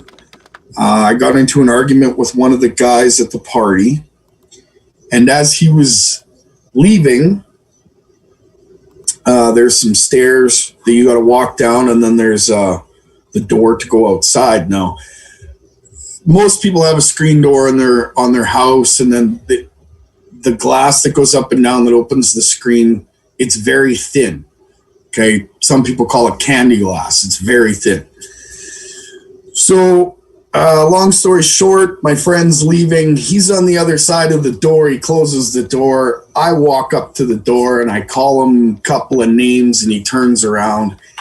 And I wind up and I put my fist through the window and I punch him in the face. Well, when I pulled back, I ripped every tendon, every vein, and every nerve out of my right wrist, except for my pinky tendon. Everything was cut. And because I had been drinking for so long, my blood was like water. So as I'm looking at my wrist, it's squirting me in the face, and it's shooting up the wall, 9 feet up the wall, and it's soaking the stairs. So I put my hand over it and I run into my brother's bedroom, and my 3 friends come in and they put a towel on it, and they've called the ambulance. And I'm looking at them and I'm looking at my wrist and I can't feel my hand anymore. And I'm bleeding. I'm bleeding out. And I just knew this is it. I'm done. Ambulance isn't going to get here in enough time. I'm done. So I look at my 3 friends that are standing above me, and I'll never forget their names, Stephen, Simon, and Chris. And I said, that's it, boys. I'm checking out. I'll catch you on the flip side. And that was it. I was out. When I went out, there was nothing but black. And I mean black. Like, you couldn't see your hand in front of your face while it was touching your nose. You couldn't see anything in front of you. You couldn't hear anything. It was absolutely still blackness. And I started to get a little scared. And I yelled out, what about God? What about Jesus Christ? And at the snap of a finger, I was standing at the end of this very long hallway. At the end of the hallway, there was a door of light. And I walked to the door, and I remember hearing children playing and laughing and people discussing things with laughter and singing in the background. And it felt like joy just emanating from this door. And there was a voice to the left of me, and it was this old woman. She was a grandmother type, but she looked like, I don't know, maybe in her 60s, but she looked like she could do backflips. She had so much energy. She looked at me and she said, you have to go back. This is not your time. There's something that you have to do. And I looked at her and I said, I don't want to go back. I'm home. I'm here. I don't want to. She says, you have to. She snapped her fingers, and I was instantly back in my body, looking up at my friends, and I'm rubbing my eye. And my buddy's like, are you okay? You okay? And then the ambulance attendants walked in. So as the ambulance attendants walk in, they brought just their first initial bag. Like, I can't remember what it's called, but they each have this first initial bag so that they can assess the situation. As they came into the house, the people that were at my party flowed out of the house and stripped the ambulance clean. Not one thing left in it. So they didn't have the tools to save my life. If it wasn't the fact that these 2 guys each had 25 years experience, I wouldn't have made it. So the devil was working against me. The Lord was with me. The Lord won. Because I wouldn't be here if it wasn't for Jesus Christ. So know this. Right till the last second, to the last moment of your life, you can call out to him. So Holly, when you said it took you only 40 days, but it took me 40 years, that's what came to my mind. It came to my mind that, you know what, even at the last second, Jesus is listening. He's there. He's waiting for you. He knows who you are. He's just waiting for you to call out to him so he can show himself to you. And I pray that everybody here does that. In the name of Jesus Christ, amen. Whew, that was a tough one, Holly. Wow, that is really touching. I'm so glad that you said all of that. Some stories are hard to talk about, but I'm letting the Holy Spirit guide me on this. So it's all him. Glory to the Father in heaven, not anything to do with me. I'm just a servant. I'm humbled by your courage and boldness. I'm humbled, Holly. Nobody's ever wanted to listen. And the fact that just you are listening and the people in the comments, I have no words. And I thank you. I really do. Has been listening to you in the chat room. So no, I thank you for being. So I don't know what to say. If anybody in the chat room wants to say anything, just put your questions or comments in bold, and I will read them to Gerald. Wow, I don't know where to go from there. Mel V, Yeah, I don't. sweetheart. Mel V says, thank you. Wait, hang on one second. Thank you for sharing. That's amazing testimony, the Bill Show. Thank Everybody's you, been Millie. relating to you in the chat room. Like, all the comments are relating to you. Goot, everyone. Wow. Yeah. So, if you want to keep talking, I'm glad to keep listening. I'm sure. Well, you know, Well, I can tell you. I had the privilege of speaking to you in private, and that meant, like, more to me than I can tell you. And at times, things are a lot to ingest. So, like, sometimes you need to tell me things a couple of times. So forgive me. I'm slow, and I don't mean to be like that. You're not slow, Holly. You just have a full mind. Yeah, I joked around with my godmother today. I stole one of Thomas Dunn's quotes that I heard him say at the conference at the beginning of October. He goes, if you want me to remember this, that, the other thing, then I have to forget someone I know to remember that. So it's like, yeah, I have to push something else out, right? I have to forget someone I know to remember this other thing. It's like, I can't, and then, well, also my personal life has come together now, and in putting that together, it kind of takes time, but You know what? I don't know if this helps, Holly, but when it comes to memory, I learned very young that everybody has a photographic memory. Everybody who was ever born yes, upon this earth. It's the recall system that sometimes gets messed up. yes, Yeah. but yeah, but also you don't want your whole mind inundated with every detail you see every day. That's Well, just too yeah. overwhelming and too much, because then you're processing way too much detail that you don't need to be. You know, like, you should Well, always be processing your immediate environment, but not like every environment and every environment and every environment after that one. I hear that. I had a bit of a hard time with memory for a while when I was studying Tesla. I built a lot of his apparatuses and did the experiments. Electrocuted myself a few times too. But yeah, I don't know. I guess I learned through everything, all those tests and everything that. See, now I lost my point. I apologize. Oh, there Memory, we are. I got it back. memory, the So perfect through all, topic, memory. And yeah. See, I'm sorry. yeah, go on. Yeah, see, So memory. That's what you were talking about. yeah, memory. So when I was studying Tesla and going through all of his experiments, I'd forget to do things around the house I was supposed to do because it just envelops your mind so much.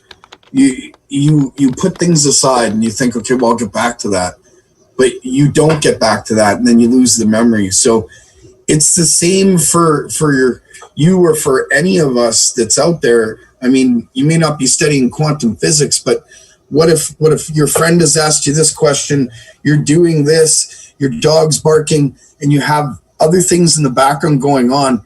That's a lot for one person to sink in and have all that memory locked. So yeah, it's just part and parcel of being human, I guess. Chris says I am more split than photographic. Well, I get that too. That just means that you have alters that also have photographic memories. But if you put someone under hypnosis, like, I don't mean like I'm going to go to hypnosis to quit smoking type crap, because that just will make me dream of smoking all night long until I end up going to buy a pack as fast as I possibly can. I mean, like, you go to a real hypnosis They can drop your central nervous system. They can tell you to remember every license. They'll tell you, okay, walk out of Walmart, walk through the parking lot, tell me every make, model, color, and license plate of the car in the parking lot. And you will come back, like I kid you not, you'll come back, sit down, and tell them everything. And be like, oh my God, I am so amazed I can remember that. How come I can't do that on a normal day? Well, actually, yeah, you can do that on a normal day. But on every single normal day to take in all, no, that's nuts. No, it's really cool. Yes, all of us have it in us. But, like, yeah, photographic memory. It just takes, there's tricks to photographic memory. I used to know them all, but. Yeah, me neither. I just have to look up and pay attention. Meanwhile, I'm always looking down because it's like I'm just always looking down. I think it's only because of the abuse I suffered that I keep looking down. That's funny. I looked down while I was in prison, and I looked down when I had fallen away. I looked down at okay, you put a troll in front of me, and I'll look down when they speak to me. You put an abuser or a predator in front of me, I just look down. Like, you put someone in front of me that has done me harm, and I just look down and forget it. But there's no reason why to even look up. I don't want to see their face. I'm sick of it. Yeah, I do that with certain individuals, too. I look down. Yeah, no, if I'm not looking up and I'm always looking down, I don't want to be looking at your face. I'd rather look at my feet. I hear that.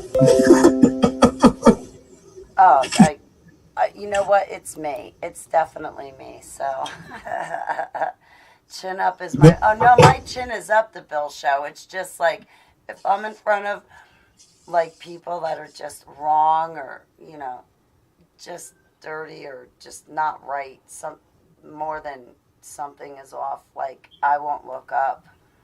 Why bother looking up? They're going to look at you and be hawking at you, and all their darkness is going to be drilling into your eyeballs. No, I really don't want them to have access to me. See, the Lord possible. The Lord has given me a warrior spirit. I'm very blessed in that sense. When I was 10 years old, my family was Roman Catholic, right? And I was going through First Communion. But the night before I was meant to meet the priest and actually go through the communion, the Lord gave me a dream on how this particular priest had touched a little girl. It was just a dream, right? So I just let it go in the morning. I didn't think nothing of it. We get into church into First Communion, and we get to the part where all the parents are lined up with their children, and they're going into this classroom so that you could sit on the priest's knee and talk to him, and he asks you questions, and then you're approved and you go through your First Communion, so to speak. When the priest was walking up to go into the classroom, I looked at my dad innocently and I said, Dad, the dream I told you about, that's the priest that touched the little girl. His face went red. He went into the classroom, the door closed. 5 minutes later, he came out and he left. A month later, he got ousted for pedophilia. So if I hadn't have said that, if I hadn't had the guts to say that, I don't know what would have happened. I don't even know if I was the one that ousted him, but like I said, the Lord gave me that spirit to just blurt it out. So, yeah, amen to the Lord.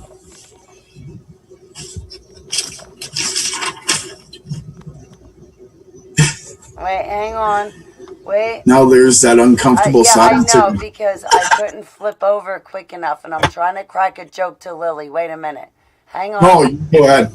And I was listening to you, but then the whole... Well, see, there was something you said, Gerald, and there's something she said, and hang on a second. I got a joke for all of you. Wearing a mask. Okay. I wear sunglasses at night try driving around like that at night, let alone wearing a mask. Yeah, forget it. So, I was listening to you, Gerald. Forgive me, I'm trying to juggle and entertain, but the chat room has had some things to say, like, Barbara is connecting with you, Roman Catholic, another Canadian connection. And just, I wish it was StreamYard so I could just put it up. Forgive me. No, it's all good. I can open up a window on another and look at YouTube. I don't know if it comes out the same, though. Okay. Well, forgive me, but just because I keep getting distracted. So I got to sorry. Go ahead. My chat room, can you please ask WP questions and help me pull his testimony out from him? So from the science and technology aspects to the things that he's experienced in his own personal life, would you please ask questions? We're more than open to it, or have comments, whether you agree or disagree, but be polite. I don't mind being disagreed with. I actually invite it. If you can show me that I'm wrong or teach me an understanding that I don't have, then to me that's a blessing unto the Lord. I don't look at it as an insult or like you're correcting me, that's wrong. I'm not like that. Keep an open mind and a pliable heart. It's what the Lord would choose. I feel. Yes, and Melvie definitely appreciates you being here, and I believe the Bill Show and everyone, Lily. Okay, so Barbara says I got she wants me to tell my joke. I got a joke. Oh, so, yes. Okay, so I got two jokes, but I'll tell the short one first. They're little Johnny jokes. Okay? So little Johnny and his best friend, they go to work. Okay? So they're at work. His best friend, she turns to him and she says, "Hey, little Johnny, watch this. I'm going to get out of work today." Little Johnny's like, "Yeah, right. How are you going to get out of work? Boss is a hard ass. Good luck." It's like, "Just watch this." So they're waiting. They're sitting around. The boss comes in. She walks over to this pole that crosses the walkway and starts hanging upside down. And Johnny's looking at her like, "What's going on?" Right? The boss walks over and it's like, "You okay? Is everything all right? Like, it looks like you're having a tough day." She's like, "I'm a light bulb." He's like, "Whoa, okay. I think stress has gotten you. I think you better take the day off." So she gets down all smiling and she looks at Johnny and she kind of elbows him. Told you. She's walking away. Johnny walks over to the bench where the boss is. He starts packing up his stuff and he's getting ready to leave. The boss looks at him and says, "Johnny, where are you going?" Johnny's like, "You expect me to work with no light?" Sorry, it was lame, but I had to. It went over my head. Okay, He's a light bulb. He told her to go home. Hey, she's a light bulb. He told her to go home. He ain't working with no light. Without no light. You know what I mean? Bad joke, I know. No, the whole chat room is laughing, and I'm like, you guys want a really long bad joke? no. Yes. No, I do. It's just, wait a minute. Hang on. Now, listen. Okay? I don't just things go over my head. Go ahead right now, Gerald. I'm listening.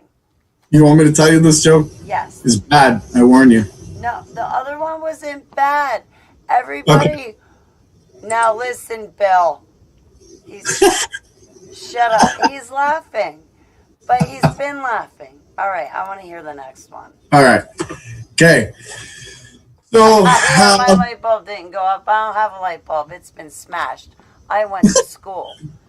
Anyway, go on, Gerald. I'll let you commence. Sorry. Can't believe I'm telling this joke. All right. So little Johnny's at home, right? He's sitting with his parents. And I warn you, there's foul language in this one. So Little Johnny's sitting with his parents, and his parents are fighting, you know, and the wife, his mother, she looks at the father and she's like, "You're a dick." Johnny's like, she says, "You're a dick. You're a cock, right?" Johnny's like, Daddy, what's a cock? What's a cock? He's like, "Well, it's another name for man." He's like, "I can't believe you said that. You're such a bitch." Johnny runs over to Mom. Mommy, what's a bitch? He's like, "Well, Johnny, it's another name for a woman." She looks at the man. She's like, "You got no balls." Johnny runs over to the dad. He's all happy. He's learning so much stuff. He's like, Daddy, what's balls? He's like, "Well, balls is another name for a coat, Johnny. Come on, just go play. So he looks at the wife and he says, "You have no tits." Johnny's just amazed. He runs over to his mom. Mommy, what's tits? "Well, it's another name for a hat, Johnny. Okay, don't bother us. We got stuff to do. It's not part of your conversation."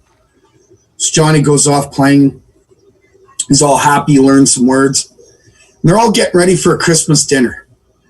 So Mom's in there and she's carving the turkey and she cuts herself and it's like, "Fuck." Johnny's like, Mommy, what's fuck?" Johnny's mom's she doesn't know what to think. She's like, "I don't know what to say here. It's another name for turkey, Johnny. Go watch your dad. Go help your dad. He's shaving. He's going to teach you that anyway. You should go up there." Johnny runs upstairs. He's all happy, right? Gets up to his dad, and his dad's shaving and cuts himself, and he's like, "Shit." Johnny's like, Daddy, what shit?" His dad's like, "Well, Johnny, it's another name for shaving cream. Come on, Johnny, you got to go play." All of a sudden, the doorbell rings. So Johnny's he's all happy, right? And walks down to the stairs and he opens the door. Guests are there and he's like, "Hello, bitches and bastards. Let me take your balls and tits." Dad's upstairs shaving the shit off his face. Mom's in the kitchen fucking the turkey. I told you it was bad.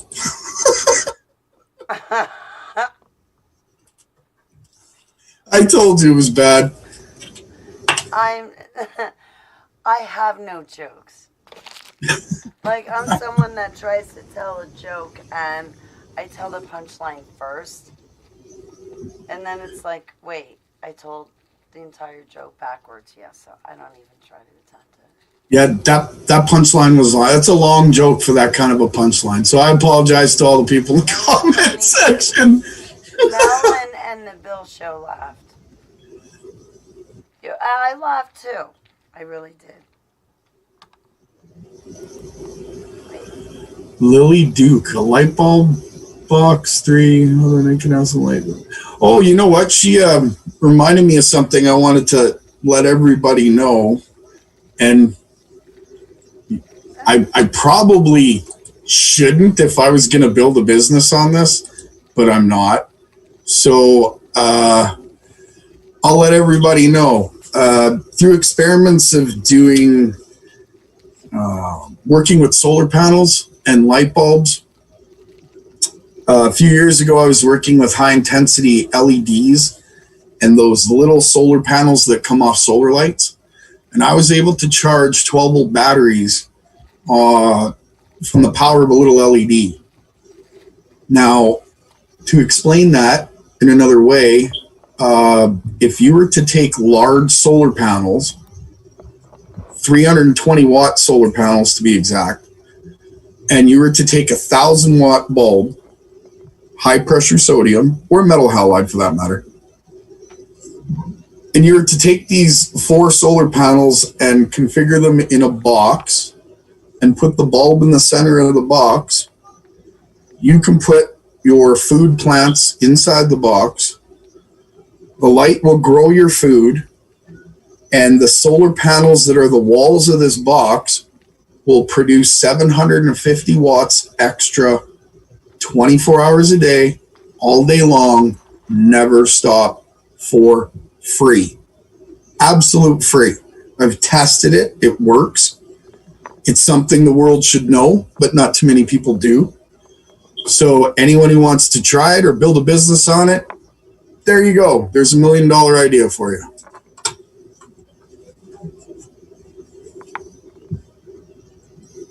You still there? Yeah, but so you've made these and you use these. Yep. Are I'm in you the willing process. to make them for other people? I would. I'm in the process of trying to get enough funds together to order 30 panels, and that'll give me the ability to make 8 cubes. So, well, 7 cubes realistically. Oh, But okay. each of those could be sold to anyone. There's nothing illegal or anything about it. I just don't have the resources to open a business on it. By the time I do, unless the Lord creates a miracle in my life, and I know He can, but of course His will be done. I look at it this way: it's better the information gets out, and Would maybe you, somebody. I don't Sorry. mean to cut you off, would you be doing instructional videos on YouTube? Like, how would someone access? Is this written somewhere? Like It's not written. In instructions? fact, it's not even been found yet. So, are you writing them? Are you doing videos? How can someone in the chat room access what you're saying and do it themselves? You know what? I could do a video on that. That wouldn't be that difficult. There's multiple companies out there that are selling panels that are 320 watts to 360 watts. And I've found some companies that were $170 a panel, which is cheap. How long would you take to run that video to explain it? And how long do you need to make a video to do that? Like, how long will it take you to make the video, and how long do you think the video would be? Well, I'm in the process of setting up my other computers for editing and stuff, so maybe a week or so Okay. tops.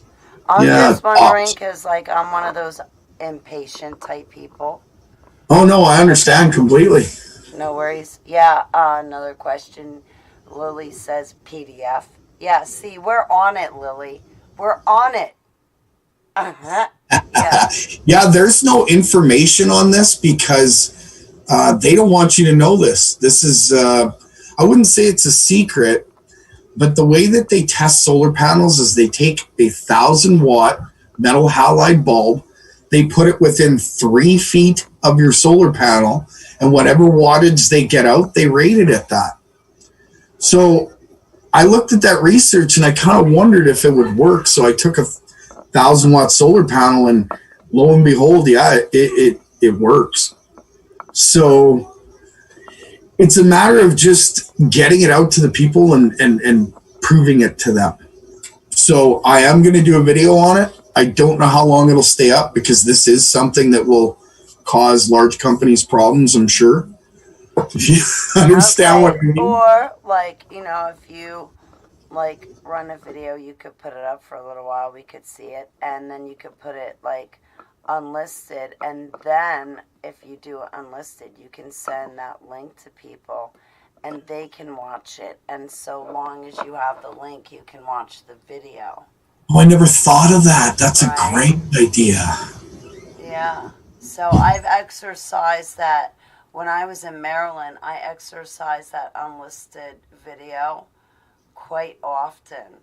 And then when I was done exercising the unlisted video, I put it on private.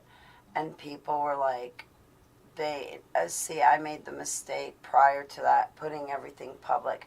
No, you make an unlisted video, you send it to certain people, they can watch you, join you, you can while out, make a jackass out of yourself, turn around, and then put the video on private, and only certain people saw it, and not I like the whole public. I should exercise that more often because, like on Facebook, my posts, I while out. And I while out saying a lot of different stuff, and people misunderstand, or there's a lot of different factors going on, and I should really take out my pen and notebook paper instead of putting up a post first. That way there is some sort of editing and censorship process. Seriously. That's hard to do, though. But I'm like raw and off the cuff. And I Yeah, don't mean that's to be hurtful and harmful, but I'm not. That's just the way it is, and I'm sorry. well. It's about the flow, right? Mm-hmm. See, when you asked me whether or not I would do testimony, I was all for it. But my first thought was, okay, I'm gonna map out what I'm gonna say, and I'm gonna write it down. And no, the Lord's like, really? Why don't you just let it flow, man? Let the love flow. Let the Holy Spirit speak, and it just, like you said, just let it happen. Okay. I'm sorry to type over you. No, that's okay. Melvie said she wanted to add solar panels to her roof, but it was too expensive. Yeah, that's because I personally think that the prices are going to come down in the next year or two. But if you're going to buy solar panels, my personal opinion is to make a cube, run a light inside. That way you can grow food at the same time as getting your power. And just so that you know, the power from the solar panels runs the bulb and creates an extra 750 watts all day long. That way it's a self-running system.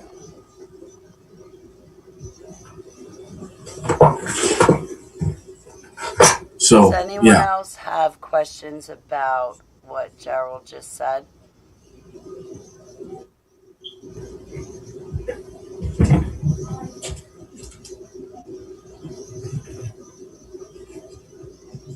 Nope. Okay. Well, all right. Sorry for the silence, guys. No, I'm sorry, Jamie or James. If you don't want information exchange, we won't. I don't know. Jamie, if you're having a difficult evening with the MK Ultra and what's happening with the moons and all of that other stuff and spiritual beings, please feel free to exercise speaking to me. But I have been working every single day, and I think Wednesday is my day off, and I'm not scheduling anything for Wednesday. So, and that'll be like my third day off in either 3 or 4 weeks. And like when I say third day off in 3 or 4 weeks, I mean Wednesday will be the first time I don't have to work at any of my projects and stuff like that. So, all right, let's get back to you guys. Lincoln Staval, it's good to see you, Lincoln. The dose surges cause issue. Oh, does surges cause issues with the systems? Like, what do you mean, MK Ultra systems in your body? Or, anyway, it says, does surges cause issues with the system? It goes back to what you were saying, Gerald. And also, Greta and many other people are very interested in hearing more about what you have to say. So he wants to know whether or not there's power surges in the system. No, because... Or cause surges in the system. Could they cause surges in the system? Or cause issues in this. Does surges cause issues with the systems? No, because the system itself also includes a power resistor. So as you're running the light, and as the power that you're getting out goes into your battery bank, as soon as your battery bank is full, it switches over to a power resistor, which it's basically like a heating element that sucks up power for free. So whenever you're not banking it or using it, there's it goes somewhere. There's an alternative to where it's supposed to be. If that's what you're curious about, because I understand what you mean by surges. You're going to have excess power. You're not always going to be drawing full amount, but you're always going to be getting the full amount because of the way that the system itself works. So, yeah. It's all part of how you wire it. because just so that everybody's aware, you take your four solar panels and your 1,000-watt light. You plug your 1,000-watt light into the wall at first so that it lights the bulb, warms up the ballast, the power's running, it's charging your batteries fully, then it gets flipped over to your inverter. And the power gets drawn directly from the inverter, which the power from the solar panels goes to the batteries. The battery runs the inverter. If you're not using all that power, the excess energy goes to a heating resistor. So there's safety in play in many different ways there, just so that you guys are aware. But yeah, it does run itself once it's running. Okay. The bill show says, tell us how long the 0.750 would last, or what it could power for how long. Well, 750 watts, if you think of your TV, say the average flat screen is a 42-inch, it's about 150 watts. Your TV's about 100, or your computer's about 150 to 500, depending on what size of computer you have.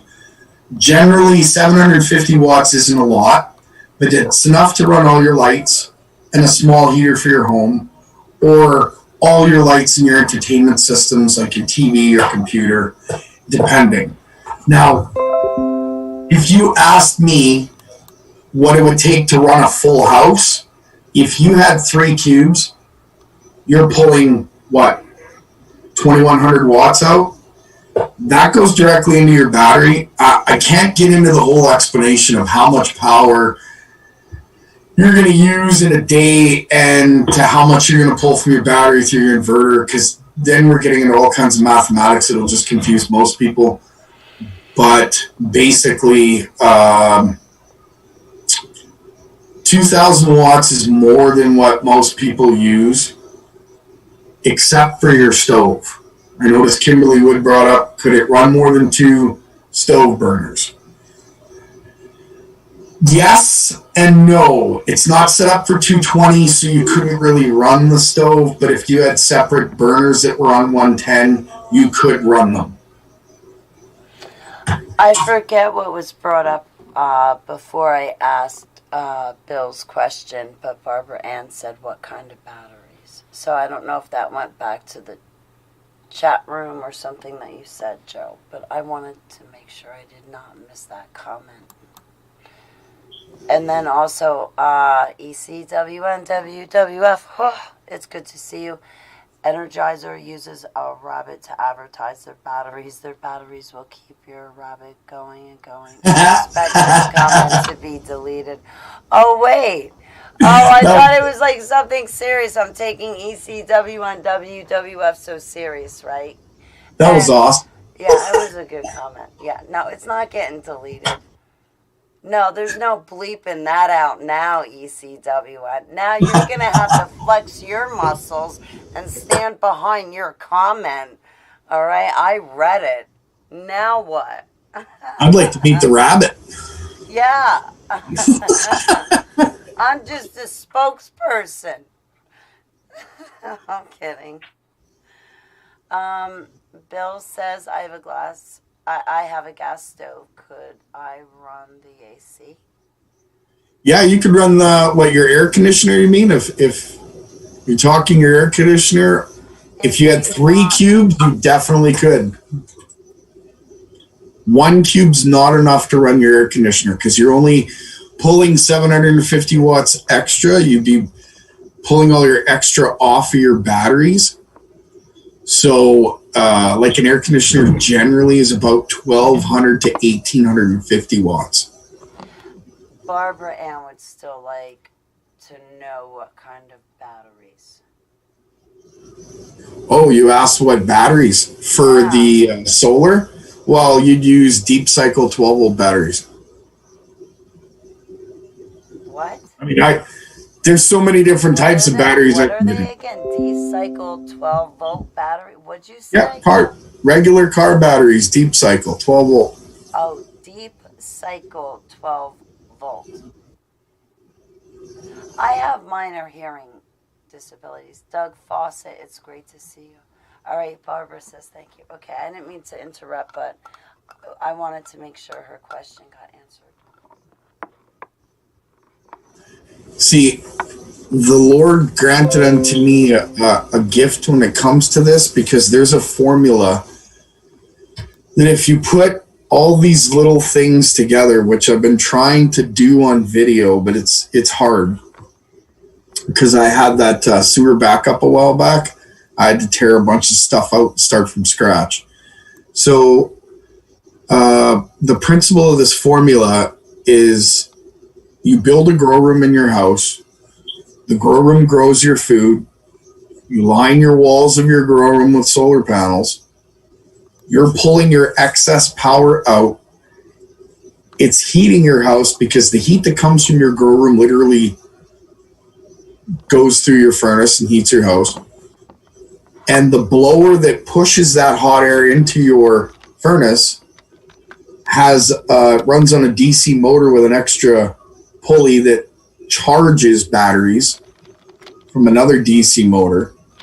See, explaining it's a little hard. It's easier to show it.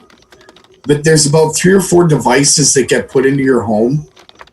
And when they're all running together, runs your house for free.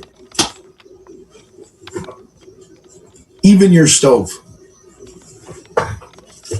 But again, I'm trying to show that to the world. And I pray in the holy name of Jesus Christ that I get the opportunity to do so that it helps all those that are out there. Because let's face it, when some of us have hard times, we have to choose whether or not to buy food or pay the bills.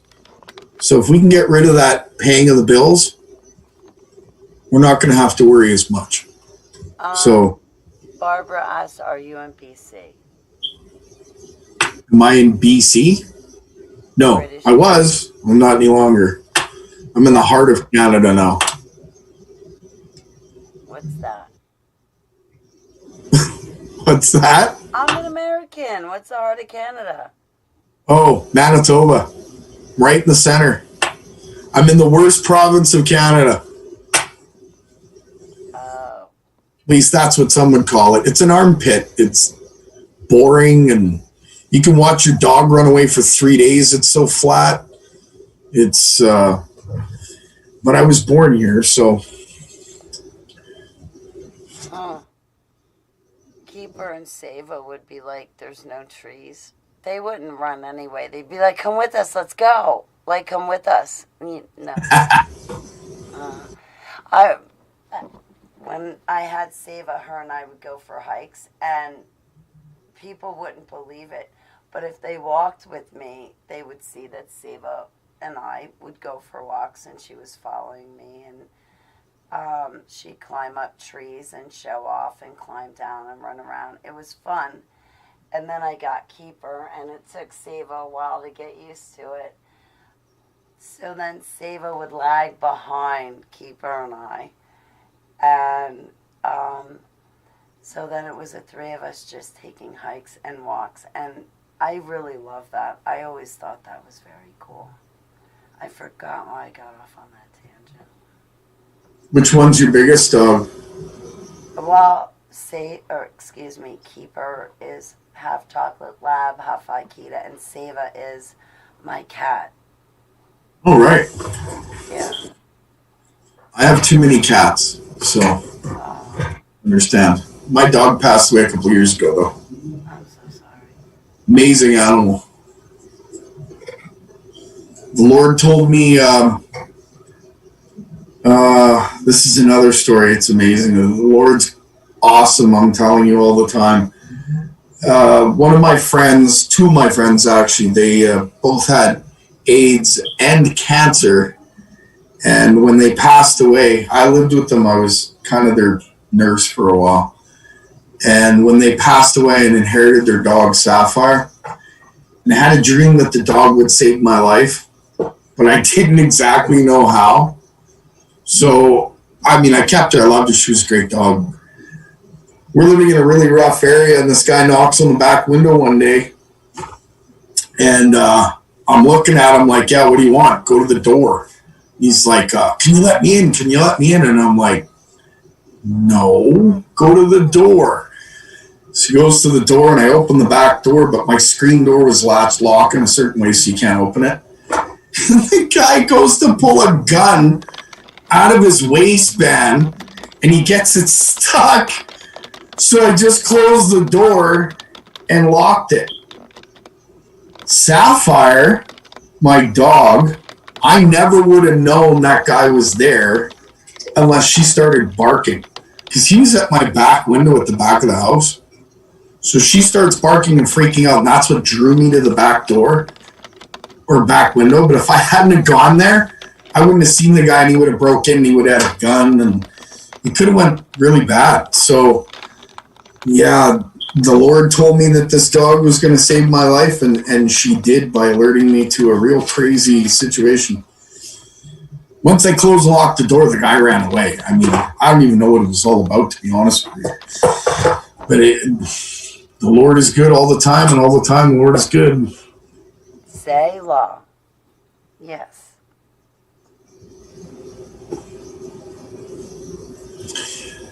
So, wow, I'm blown away at how much the Holy Spirit has pushed me to speak. I am so humbled that you wanted to speak and come on here and talk to me. And, also give us your testimony. And forgive me,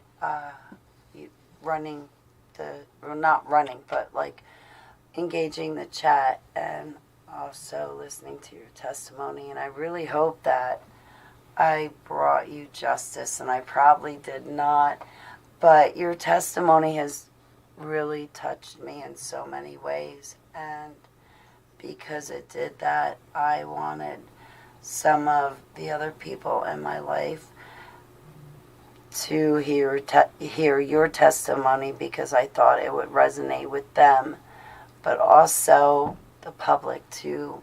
It might touch them, but more so, I have had the humbled honor and pleasure of meeting so many great people that, I don't want them to think that they're alone in their testimony. I was going to say the group that is gathered around you, Holly, is amazing. I'm in the comments all the time, and I'm talking to them, and lots of pure hearts out there. Lots of people that went through some darkness that came out shining on the other side. I think it's a blessing, it really is. Well, I'm humbled, and again to James Pollock, I'm really sorry, because I think my altars came colliding and lashing out on you. But if you don't mind, for another time. But I don't know. I think I bumped into them because, also I frequent a lot of people, other people's chat rooms, and I've met a lot of people through there. But also, if I don't keep up going to other people's live streams or live streams with their live chat room, I probably get a few less viewers in here. But that's okay. It's not about the views, but I only go to a couple, and it's I only watch people that I'm led to watch. When I go of my own accord, I usually end up meeting people I'm not supposed to.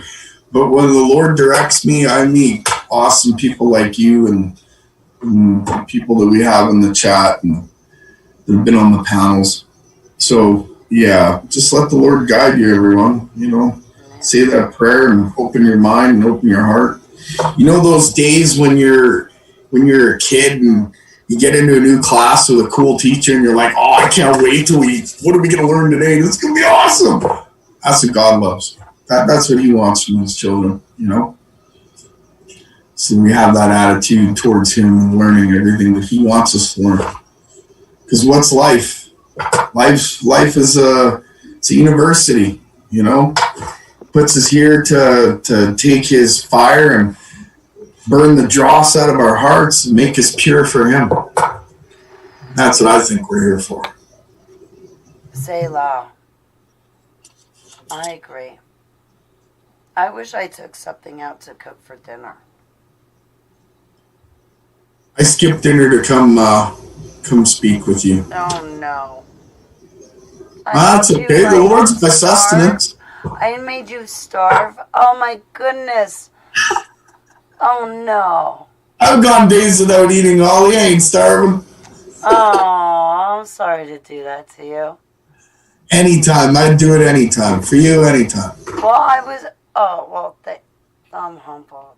And likewise, for any time that you're free. Like, you can call me anytime. I just can't call you back. If that's not having the upper hand, I don't know what is. I don't know why it's like that. My phone is messed up.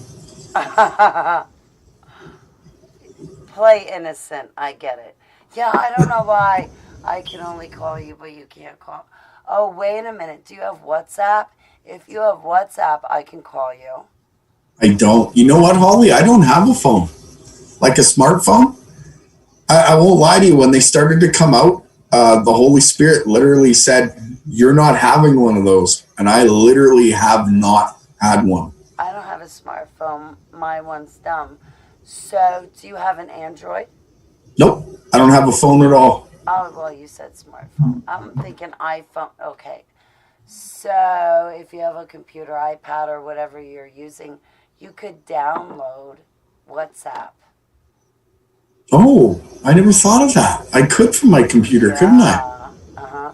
And then I can talk to you through that for free.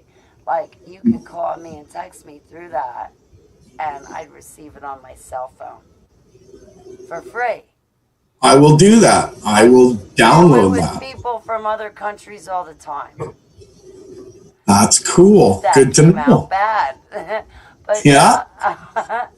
No, really. WhatsApp. Yeah, I'm going to do that. In fact, I'm writing that down right now. I'm still that old school guy that uses a paper and a pen. I prefer that. I really do. So I think it's got like, it's white. The icon on it is white and green, and it looks like, you know, those 80s phones with the receiver, like, you know, the rotary phones. Oh, yeah. Okay, it's got like the hand receiver part in it.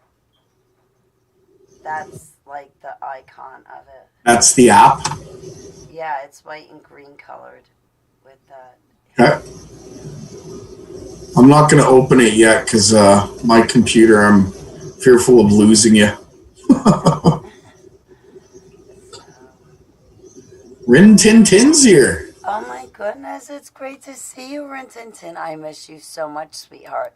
I will never forget the time that you startled the daylights out of me. She almost gave me a heart attack and I passed out. No, I'm kidding. Rin Tin Tin is like, stop being so extreme, Holly. You are just too extreme. No, seriously. She showed up on my Zoom because I used to do Friday night movie nights, and I'm going to get back to that. I will. I love them, Rin Tin Tin. But anyway, she showed up, and I didn't hear her come in or something, or she started speaking. And I kid you not, I must have jumped like 10 feet out of my seat. I wasn't expecting to hear her voice. I mean, like, everything was so quiet. There were a few people on the panel trying to send out invites and trying to send out, like, private messages and whatnot. And she spoke, and I just came screaming out of my seat and hit the ceiling. And it was just too funny. But I'm just so happy to see her that I had to rib her a little bit. Forgive me. Oh, yeah, the volume was way up, too. That's one way to wake you up. Yeah, but I do have mild hearing loss to my defense, so I didn't need to have it turned up. You just didn't need to talk that loud, Rin Tin Tin. I'm teasing. I'm busting your chops, sweetheart. I'm so happy to see you. Wow, I'm overwhelmed at this point. Okay, well, I don't mean to keep you anymore, but No, I can stay for hours. It's just talking about myself.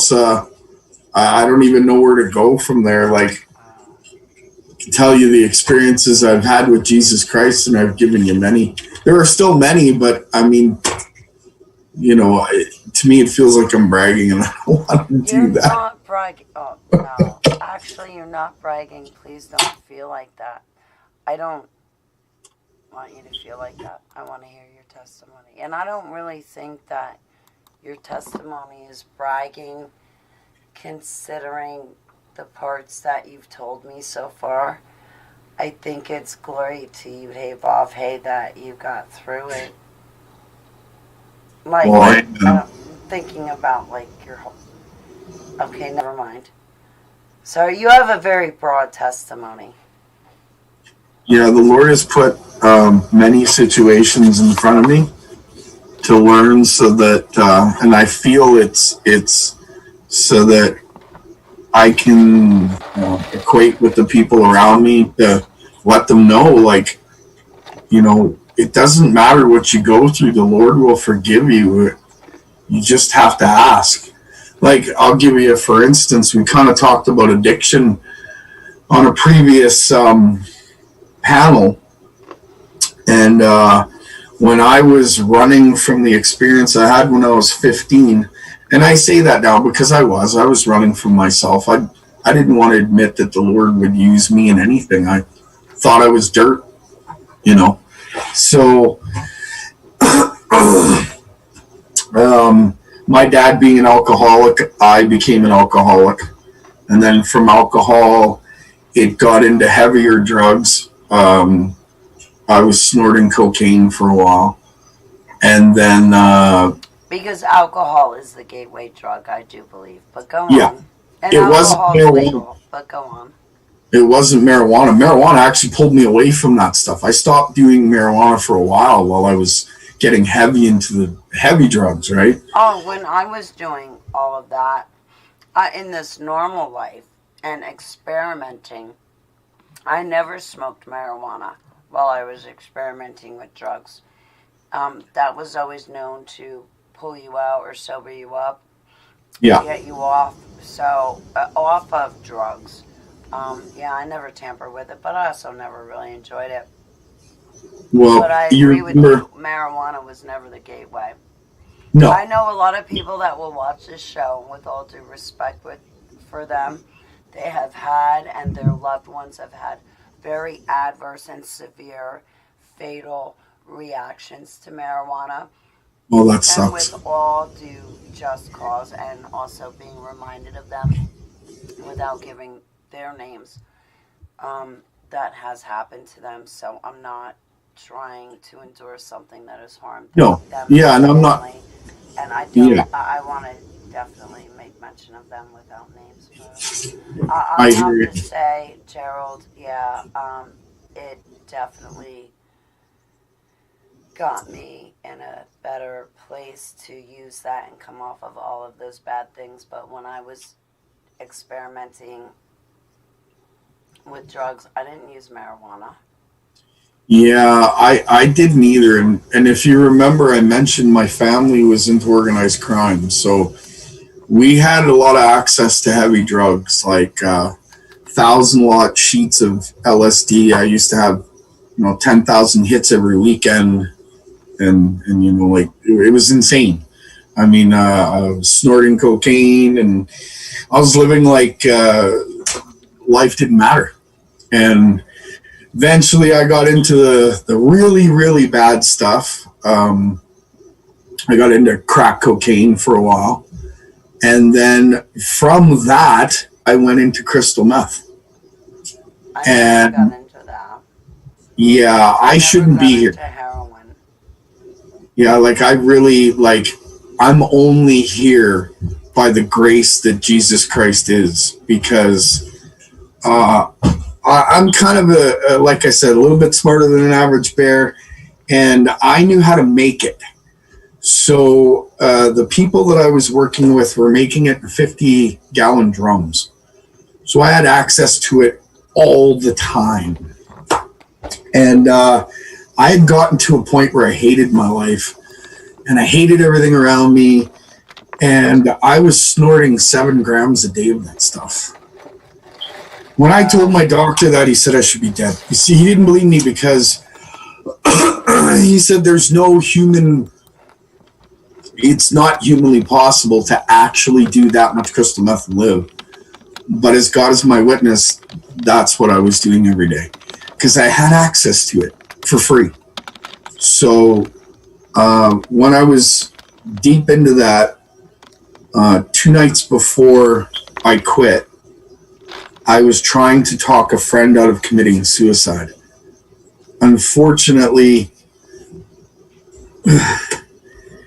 the conversation didn't set well, let's just say. And the poor guy didn't make it. 2 days after that, I asked for help from friends because it was either I was going to kill myself doing too much drugs or I was going to get into the mindset where I was going to kill myself. Just watched a friend do it. And I mean, like, I was the one that found him. So it was a little tough. But because of that situation and what happened, I felt it was time to quit. So I prayed about it. And my ex at the time, she got together with my friends and they locked me in the house for 10 days. And it was bad. Like, I was so addicted to it after the 3rd day, I dove out the bathroom window. And thankfully, my friend was on the other side and stopped me and forced me back into the house. And once I was cleared up, with many prayers, I never went back. And so you could say I kind of quit cold turkey, but it was only due to the grace of the Lord. Because without him, there's no way I'd be here. There's no way. So when I say addiction can be overcome, I mean any addiction can be overcome. I was addicted to the absolute worst of the worst, and I'm still here. So believe in him, and it doesn't matter how tall the mountain is, it doesn't matter how high that wall is, he'll get you over it. Just call out. He's everything. So yeah, addictions, it's a tough one for a lot of people, but the Lord is good all the time, and all the time, Lord is good. Praise be to you, Dave, for Yeshua HaMashiach. Michelle says, great testimony.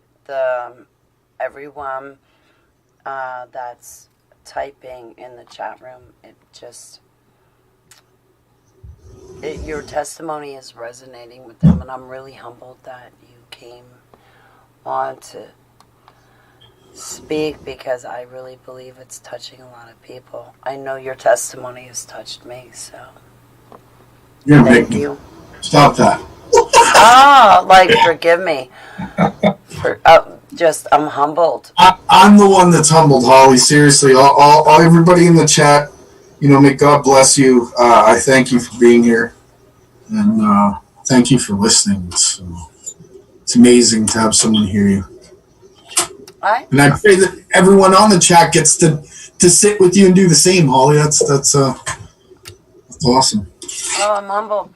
I'm grateful that I've been getting to hang out with you for 3 years, probably longer than 3 years in Coach Dave Daubenmire's chat room. But I was watching him before that, just not in his chat room or anything like that. But I was led to the coach. He's awesome.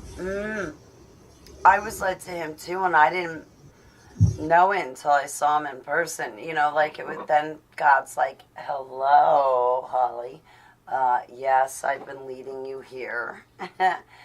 And Coach is definitely a ministry. I want. Well, Coach is a blessed man with a pure heart, and what he took over on Sky High, he has no idea what's underneath him.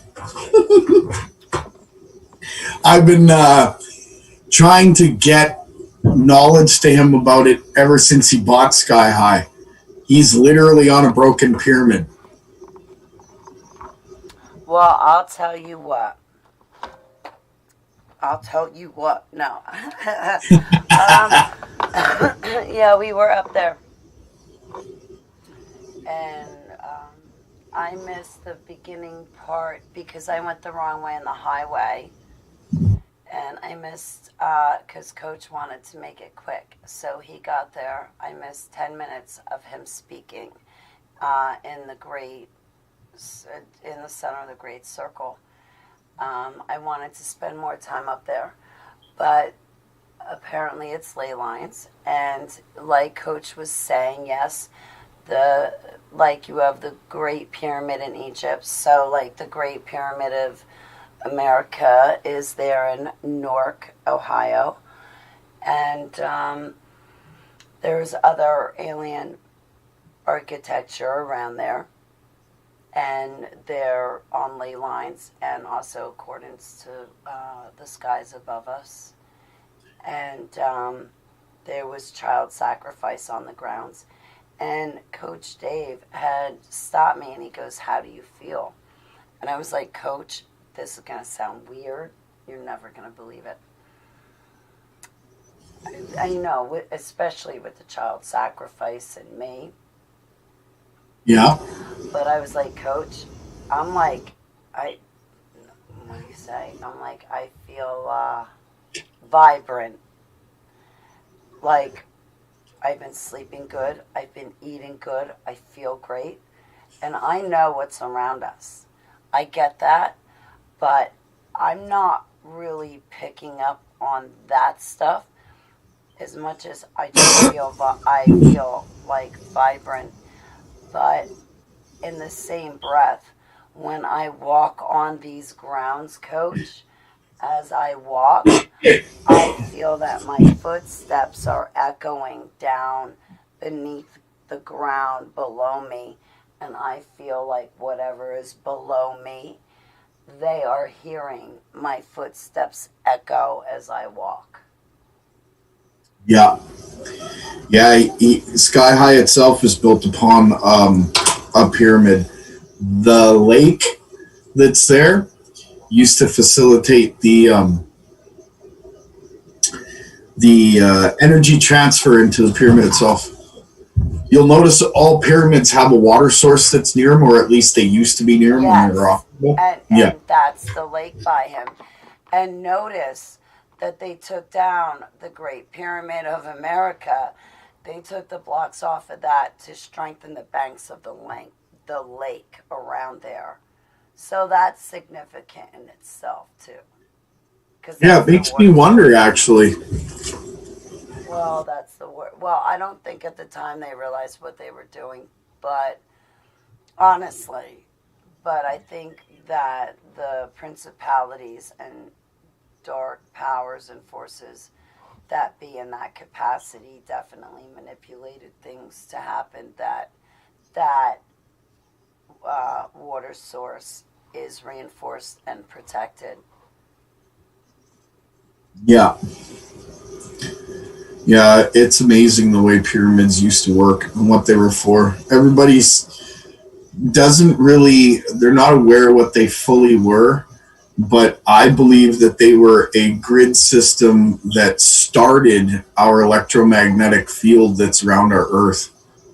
I believe at one point ours was very weak, and that those were built to strengthen them to a point where they could be shut down. I could be wrong on that, but with a pyramid, you can shut them down or strengthen them. But you're on the flow of it, right? Yeah.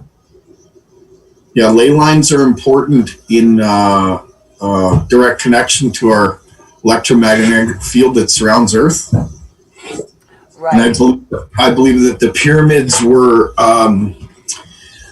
how do I put this? They were the points of spinning magnetic field that Tesla was talking about. So in the center of a pyramid, 1/3 of the way down in the actual pyramid itself, in the center, a sphere of plasma is formed. It's formed due to the size of the pyramid itself, the geometrical shape itself, and the fact that the way that the water flows within it. So that spinning facilitates pushing energy along the ley lines through certain paths. And that, in turn, would increase our magnetic field on the Earth itself. That's what I believe they were for. Very interesting. That's going to take me time to digest.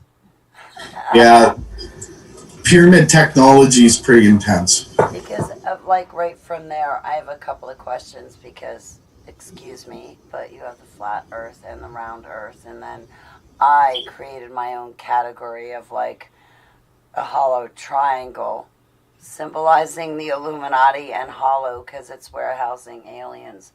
You never quite know, but, you know, I just, like, with ley lines, I understand that on ley lines, when you plant a crop, you know, your grapes will grow to the size of grapefruits. And that's what it's supposed to be used for and stuff like that. So. Yeah, it's the... See, I hate saying this because I can't prove this and I'm not...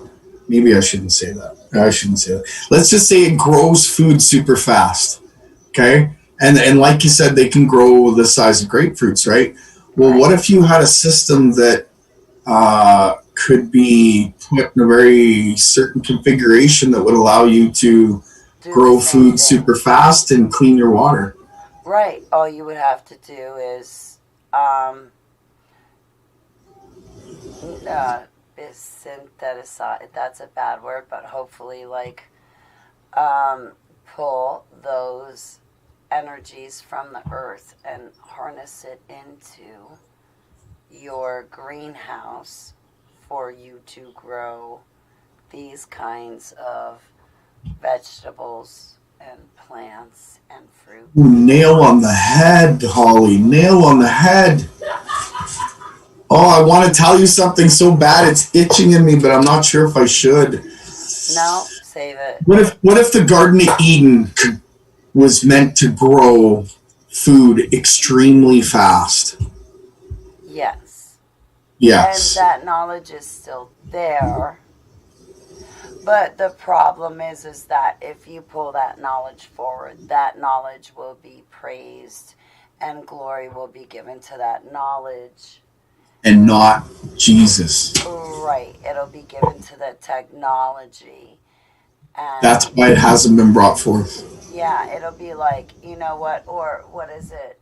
Like if you find, what was it about the apostles? If you find their actual written gospels, or if you find like the artifacts of the apostles, what will happen is the apostles will be given praise, glory, and worship over Jesus because their artifacts are found. So forget and neglect and negate and just reject Jesus being a part of it.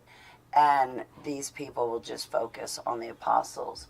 Should any of the apostles' artifacts be found, they'll look at them as being a deity or a god or goddess, same difference, and they'll forget about Jesus.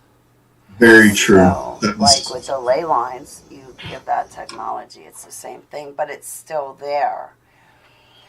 Yes, those are the forces that God put into play that are talked about in, it could be Matthew. I could be wrong about that. But it's written how he talks about certain forces that were put into play that are beyond man's understanding, and those are part of them. I believe, anyway. I could be wrong. Pray I'm corrected if I am. Easy. I hope I don't miss anyone's comments. Forgive me. I don't know if this has been seen yet or not. London, Boston, NYC, Philly, Baltimore, and DC are all on ley lines. Are the same thing as dragon paths. What are dragon paths? And that's interesting. Well, dragon paths, as far as I understand, were the ley lines. China named them dragon paths because they believe that energy, which they believe is chi, they believe that there was a dragon form that would travel these ley lines and would help them if they prayed to them. I don't have that all right when it comes to the detail, but that's generally, from my understanding, what it could be. Correct me if I'm wrong, please, ECW and WWF. But as far as I understand, the ley lines used to be how certain energies would travel, and that's why they were called that. But I'm not an expert on that by far.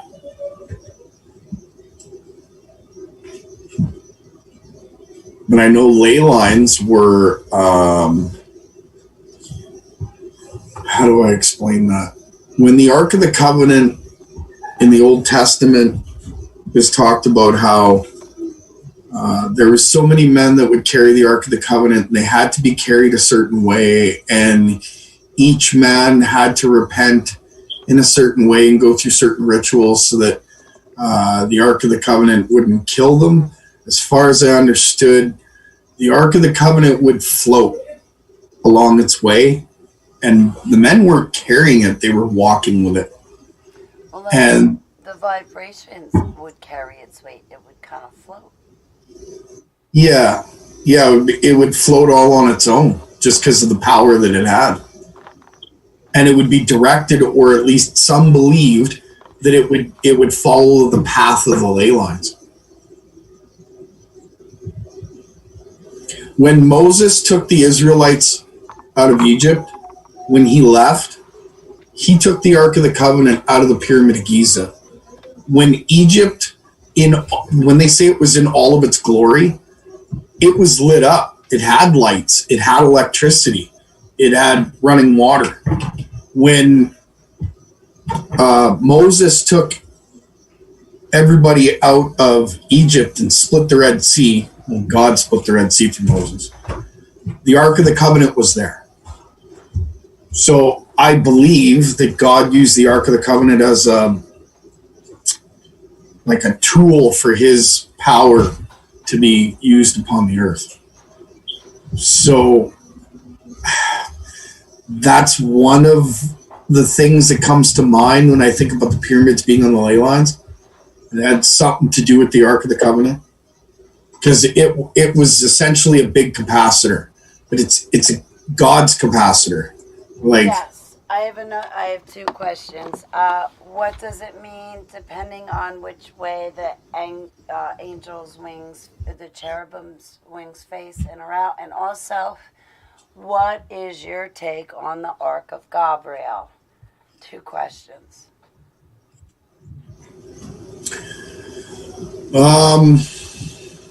Okay, what was the first question? Sorry. All right. Thinking about the Ark of Gabriel. Okay. What does it mean on the Ark of the Covenant when the cherub's wings face in? And what does it mean when their wings face outward when the priest goes into the center of the Holy of Holies during the Old Testament to give the sacrifice of the Israeli people? Like, he would go into the Holy of Holies and repent. The wings would be reversed? They'd be, either pointing inward on the Ark of the Covenant, or they'd be pointing out. So what does it mean? Which way their wings face, whether their sins were forgiven or not. So what does that mean? It's funny that you actually asked that question, because I was given a vision. I forget, but go on. I'm sorry. Well, I was given a vision about the Ark of the Covenant. When the wings are faced inwards, it forms a like, for lack of a better understanding, a spark. But what it is it's a sphere of pure plasma that God can speak through to the priest that's in the temple.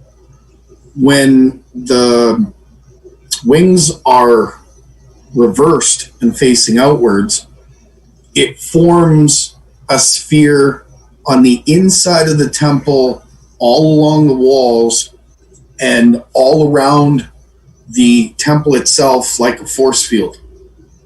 That's why the priests had to be cleansed in a certain way. And when they walked in to the Holy of Holies, they had a ritual that had to be done. They had to walk along all the outside of the inside of the temple, and in a very specific pattern, so that they were, I believe the words were acceptable unto the Lord. But from my understanding, it also had to do with the energy of the Ark of the Covenant. And if they walked off that path or off that ritual, when the wings were faced outwards, they would literally be destroyed. And I'm glad you said that. I don't mean to cut you off. Barbara Ann said, I think the ley lines shifted, so what they held, they no longer do. I do agree with that, Barbara. But then the other half of me feels, the other half of me holds a different perspective.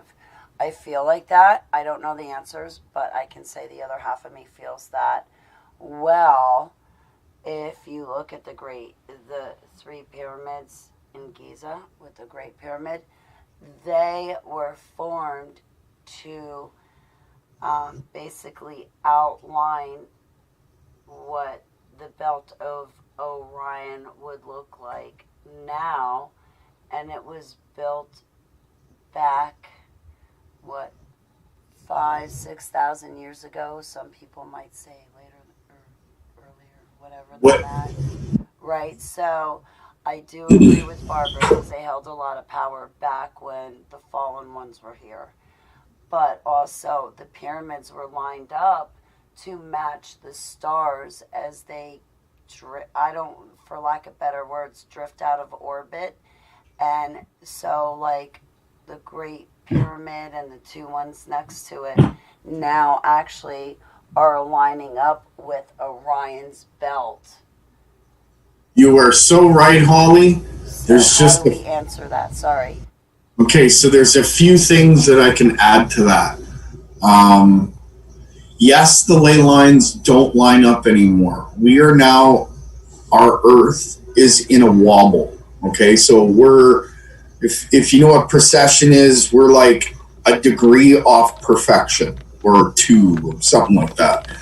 So yes, the ley lines are not doing what they used to do. They still are energized, but they're not fully energized because they're not working as one. They're separated. There's separation within them, kind of like the body of Christ, right? So when you said they're lined up to the belt of Orion, you're right, because that also used to be a doorway to travel the stars. The way that it would work, as that energy would build up within the pyramid, at the very top of the pyramid, there was something called a capstone. And the capstone was made out of gold and silver at the same time. They used to call it electrum. So this capstone was a pyramid shape itself, and what it would do is it would focus the energy of the pyramid into a sphere above the pyramid, which opens a doorway. Now remember, ancient Egyptians used to have the power of levitation. At least we believe they did, through vibration and... Yes. So the power of vibration allowed them to, what's the word I'm looking for? Circumvent gravity in some senses. So when they got to the top of the pyramid and that sphere was a focused energy beam, it would literally act as a doorway to where that frequency was opening up to on the other side. Does that make sense? Yes. Barbara Ann said, yes, there is a parallel. I'm not sure what point in our conversation she mentioned that, but everything you're saying does make sense. And hello, Doug. It's great to see you. Forgive me. Nothing to forgive. Okay.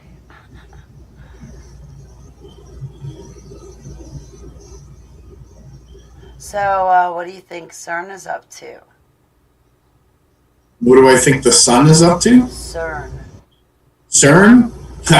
Actually, after you asked me, I was doing a bunch of research on it. It turns out they've been shut down for the last 2 years because they're revamping and amping up to do more energy testing. So, from my understanding, what they got to is 13 electron teravolts, so terawatts, so like the 3 billion watts they were at, and then they had issues. So now what they've done is they're putting in new superconducting magnets. They're putting in new detectors. They've built a new facility for detecting a certain type of energy, and they're getting ready to turn it back on. Well, that is just so fantastic. Isn't it? Yeah. Now, the Lord showed me that CERN won't even be an issue in the future. They're going to be wiped out by a massive tidal wave. Don't ask me how. They're surrounded by mountains. But hey, the Lord, anything is possible. Well, they are going to rip down the veil between us and the fallen ones. So I would imagine that Abba is definitely going to have his wrath and revenge on them. So I believe the Lord's allowing certain things to happen so that in the end he's glorified and his children get to see it. I believe that. absolutely. Glacial meltdown is what Kimberly Wood says. Yeah, that's certainly possible. I was shown that this tidal wave comes over the mountains. Actually, the way that the dream went was he showed me the book of life. He had it opened up on a pillar inside of a 4-pillared room, all made out of white marble. And the book was opened up.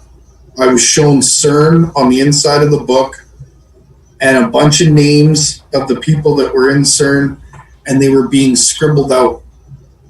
And then I was shown the mountains and Swiss Alps and this huge tidal wave coming over, crashing right into the center of that whole valley where Switzerland, France, and Germany are, and it's all gone.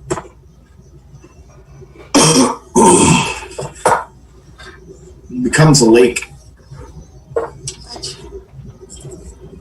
That's what I was shown. I like I said before, I pray that I'm corrected if I'm wrong, but yeah, the Lord, with him, anything's possible. So I guess we just wait and see, right? Absolutely. I would go with what he showed you more than anything. Forgive me. I'm taking out food from the bag, so I don't mean to be rude. Like to be making background noise.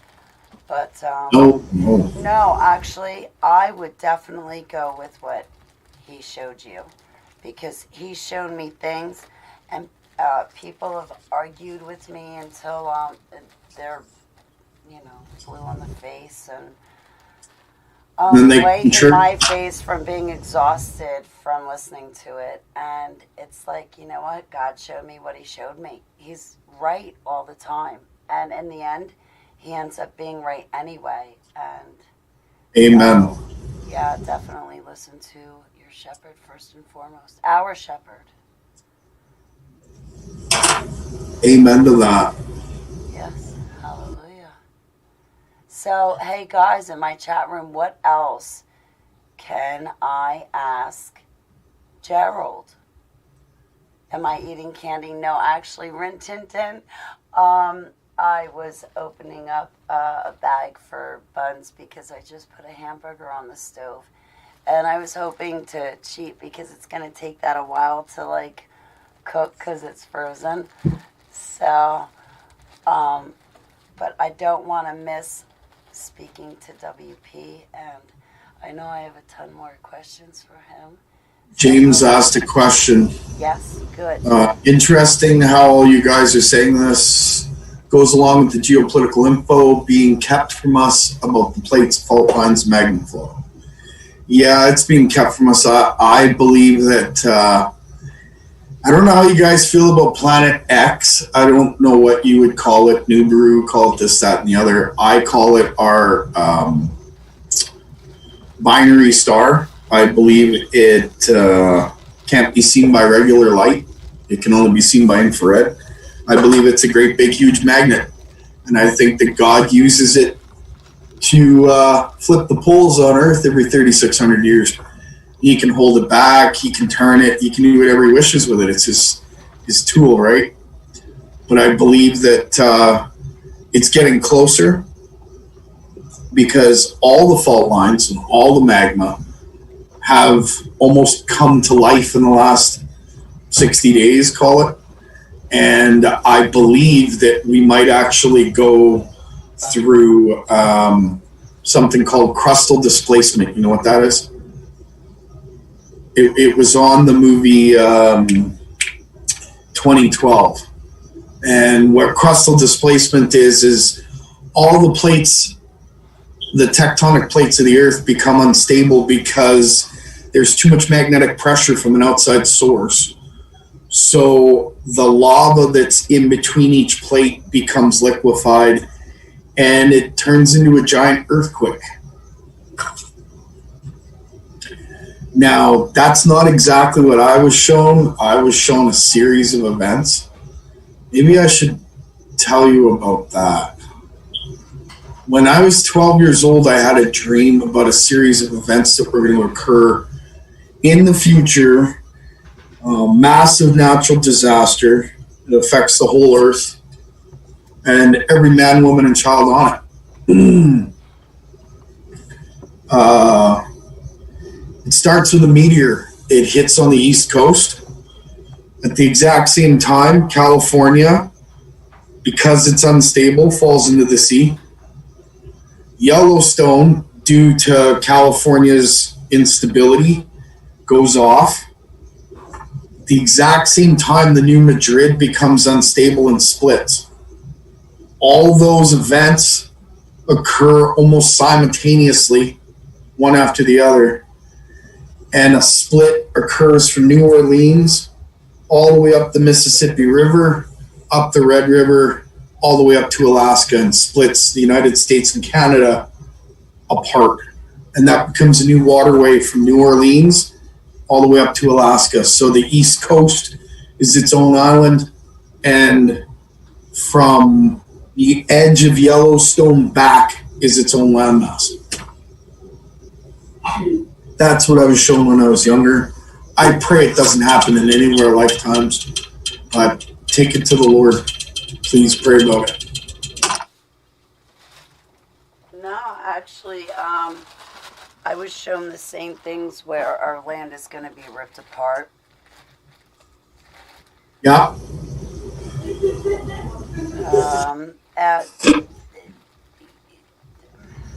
Sorry? God will always lead us, is all I have to say. And Amen. when that time comes, he'll lead us, and let his will be done. There's a special place in the wilderness that's been put together for that for thousands of years, and it sits and lies dormant for his children to come and walk upon it. And once they do, that which is meant to grow shall grow for all there that want to see him. Yes, I do believe that. Absolutely. And he will guide us. Mm-hmm. It's like right, I don't mean to cut you off. It's like someone said to me, well, how do you know? How do you know? Well, it's the same way the animals knew when they were called to the ark. So true. Amen to that. We're all called. So I cut you off. What were you going to say? Well, you're saying, how do you know? Well, how do you know water's wet? How do you know the air we breathe is something that we're meant to breathe? It's just something you know. Deep down inside.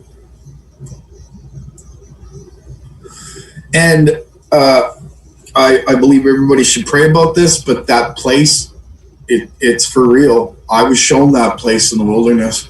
It's there. So pray about it. He's going to give you instruction as to where to go when it's time. I was also shown a mass exodus. Every city in the United States and Canada all start walking because they're directed by the Lord. And they form this giant, if you were to look at it from the satellite, it forms this giant snake weaving its way through the United States to this special place. And it's all the children of the Lord. And it's by his guidance and his guidance alone. That is to come, Holly. Yes, I do believe that is to come. Selah. Now that I understand. Yes. Yes. I don't understand some of the other things that people say. Well, we're all showed different pieces, right? So as a body of Christ, we're meant to come together, discuss these things with fellow believers, because I've only got one piece. Well, what if James Pollock has a piece? What if James Robinson has a piece? We're all meant to get together and speak about this, right? So then we all find out that this big picture, this puzzle, it's all put together, but it's put together by us due to the Lord.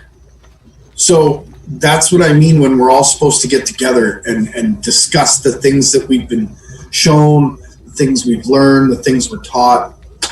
As I like to say, teach it, preach it, let no man bleach it.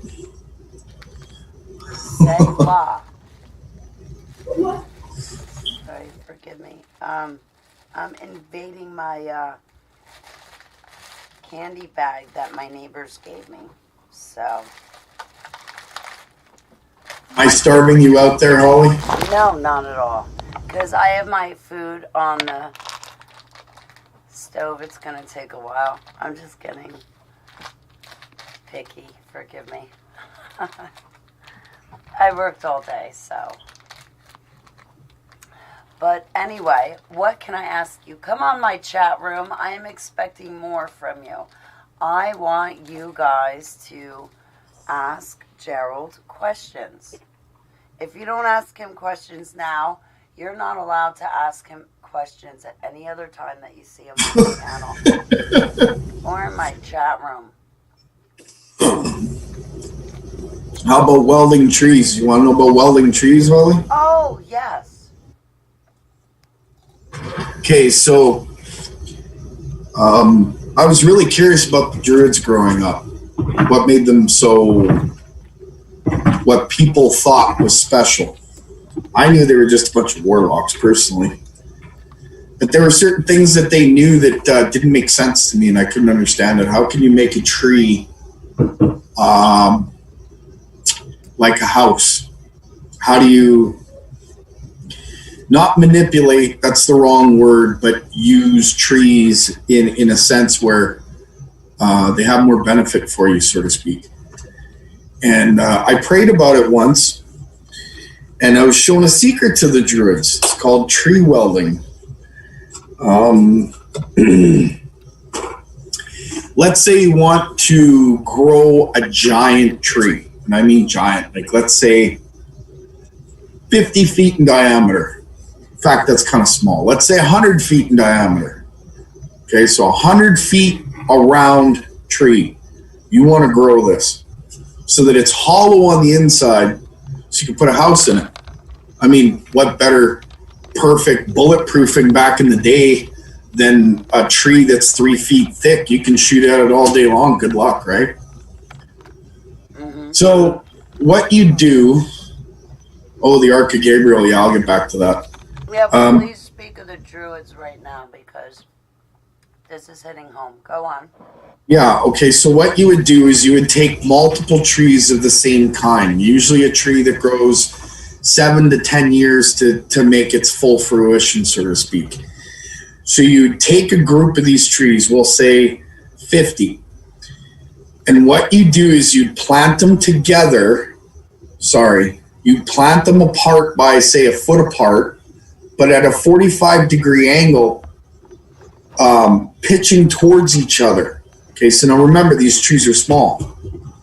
So when you cross the two trees together, you drill a hole through the two, and you put a piece of wood that belongs to that same tree, same type of wood, and you slip it in that hole. What's going to happen is the tree will continue to grow together. That will look like a knot in the end, and the two trees will literally weld and become one. So now you have these, say, 50 trees, and you put them in a big circle, 100-foot circle, and you cross them, and every tree that's crossed gets a hole drilled through the two trees and a knot put in. As those grow together, they grow higher together and become one tree. And you have this huge 100-foot diameter tree that would be about 40 to 50 feet tall with a great big giant open circle in the middle that you can put your house. I've tested the welding. It works. It's for real. Nice. So that's how you weld trees. I'd love to do a video and show you that one day, actually. I would love to see it. You know, that was kind of I did it with an apple tree, and it was awesome. It worked out really well. Right, the trees of India, says Goot. Exactly, right? Yeah, exactly. It's just on how you put them together. It's all it is. They will grow together on their own. The trick is finding fast-growing trees so that when they weld fast. That's about the best you can do, I guess, when it comes to that sort of speak. So the Ark of Gabriel. You want to get into, you wanted to get into that? Yes, if you don't mind. So the Ark of the Gabriel was made as a copy of the Ark of the Covenant. Who made it? I can't say. I'd have to look at my notes. It is actually known who made it. I can't remember, so I don't want to say and mislead anyone. Okay. But the Ark of Gabriel was buried. Oh shoot, what's the place's name? It's where the Muslims do their big celebration there, where the big square is. Oh, that's big cube. Yeah, around the cube. Yeah. Okay. So in that same theater area where that cube is, was where the Ark of Gabriel was buried. Mecca. Thank you, Kimberly Wood. Okay. So it was buried in Mecca, and I think it was about 8 years ago now. It could be. Don't quote me on that. You'd have to actually look it up. There was a group of Muslim men that were killed. It was like 1,000 of them. And the papers claim that it was a stampede. People got scared, everybody ran, and 1,000 people died. That wasn't the case at all. They found the Ark of Gabriel, and as they were digging it out, it got opened, and it discharged. And everyone around the hole dropped dead instantly. They didn't want the public to know that. Then the Ark of Gabriel, I don't know how, but from my understanding, they got it out, and it was moved to Antarctica. How do they do that after it kills everybody, and then go back in and go, oh, it killed everybody, let me put the lid back on and take it somewhere else now? Because it was discharged, and they didn't care. They just send more people in to go get it. It's not the ones that were actually paying for it weren't doing the work. wouldn't it keep discharging? No. Once it's fully discharged, it has to be recharged again. So that's either going to take time, depending on where it's situated, or it's going to take a mass amount of energy. Neither of which were close to it at the time. So once it discharged and killed all those men, I believe it was safe to move. I don't know, but from my understanding, it was moved to Antarctica. That's why the Pope met with the Eastern Orthodox priest, and they both went to Antarctica at the same time. It was a dedication ceremony. It was supposed to be placed in the Black Pyramid that was there. Don't know if it was. But from my understanding, they both went out there for that dedication ceremony. And it was due to the Ark of Gabriel. That's my understanding on the Ark of Gabriel. Why it was made, I don't know. But it was meant to be a perfect replica of the Ark of the Covenant. I believe it has something to do with the true Ark of the Covenant sits below the place of Golgotha, the skull of Golgotha. And that was because that's where Jesus Christ was crucified. And when he gave up the ghost, when he died on the cross, there was a massive earthquake and it split the land right by his feet. The blood from his body dripped down through that crack and landed on the actual Ark of the Covenant that was buried hundreds of years before by the Jews when, I can't remember who it was, but they came and took the temple. When they took the temple, the Ark of the Covenant was buried beneath the skull of Golgotha. Nobody knew it was there. A gentleman by the name of Ron Wyatt found it, and he found the blood of Christ upon the Ark of the Covenant and apparently had it tested. So I believe the Ark of Gabriel was created in order to hide the Ark of the Covenant, the true blood of Christ, and where Jesus was truly crucified by bringing out the Ark of Gabriel and claiming it to be the Ark of the Covenant. I agree. So that's from my understanding, that's what that is. Very nice, I agree.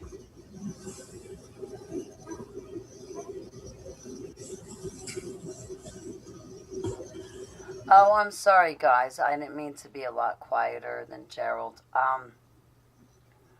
I was cooking a hamburger. Ooh. Yeah, forgive me. I didn't mean to be rude.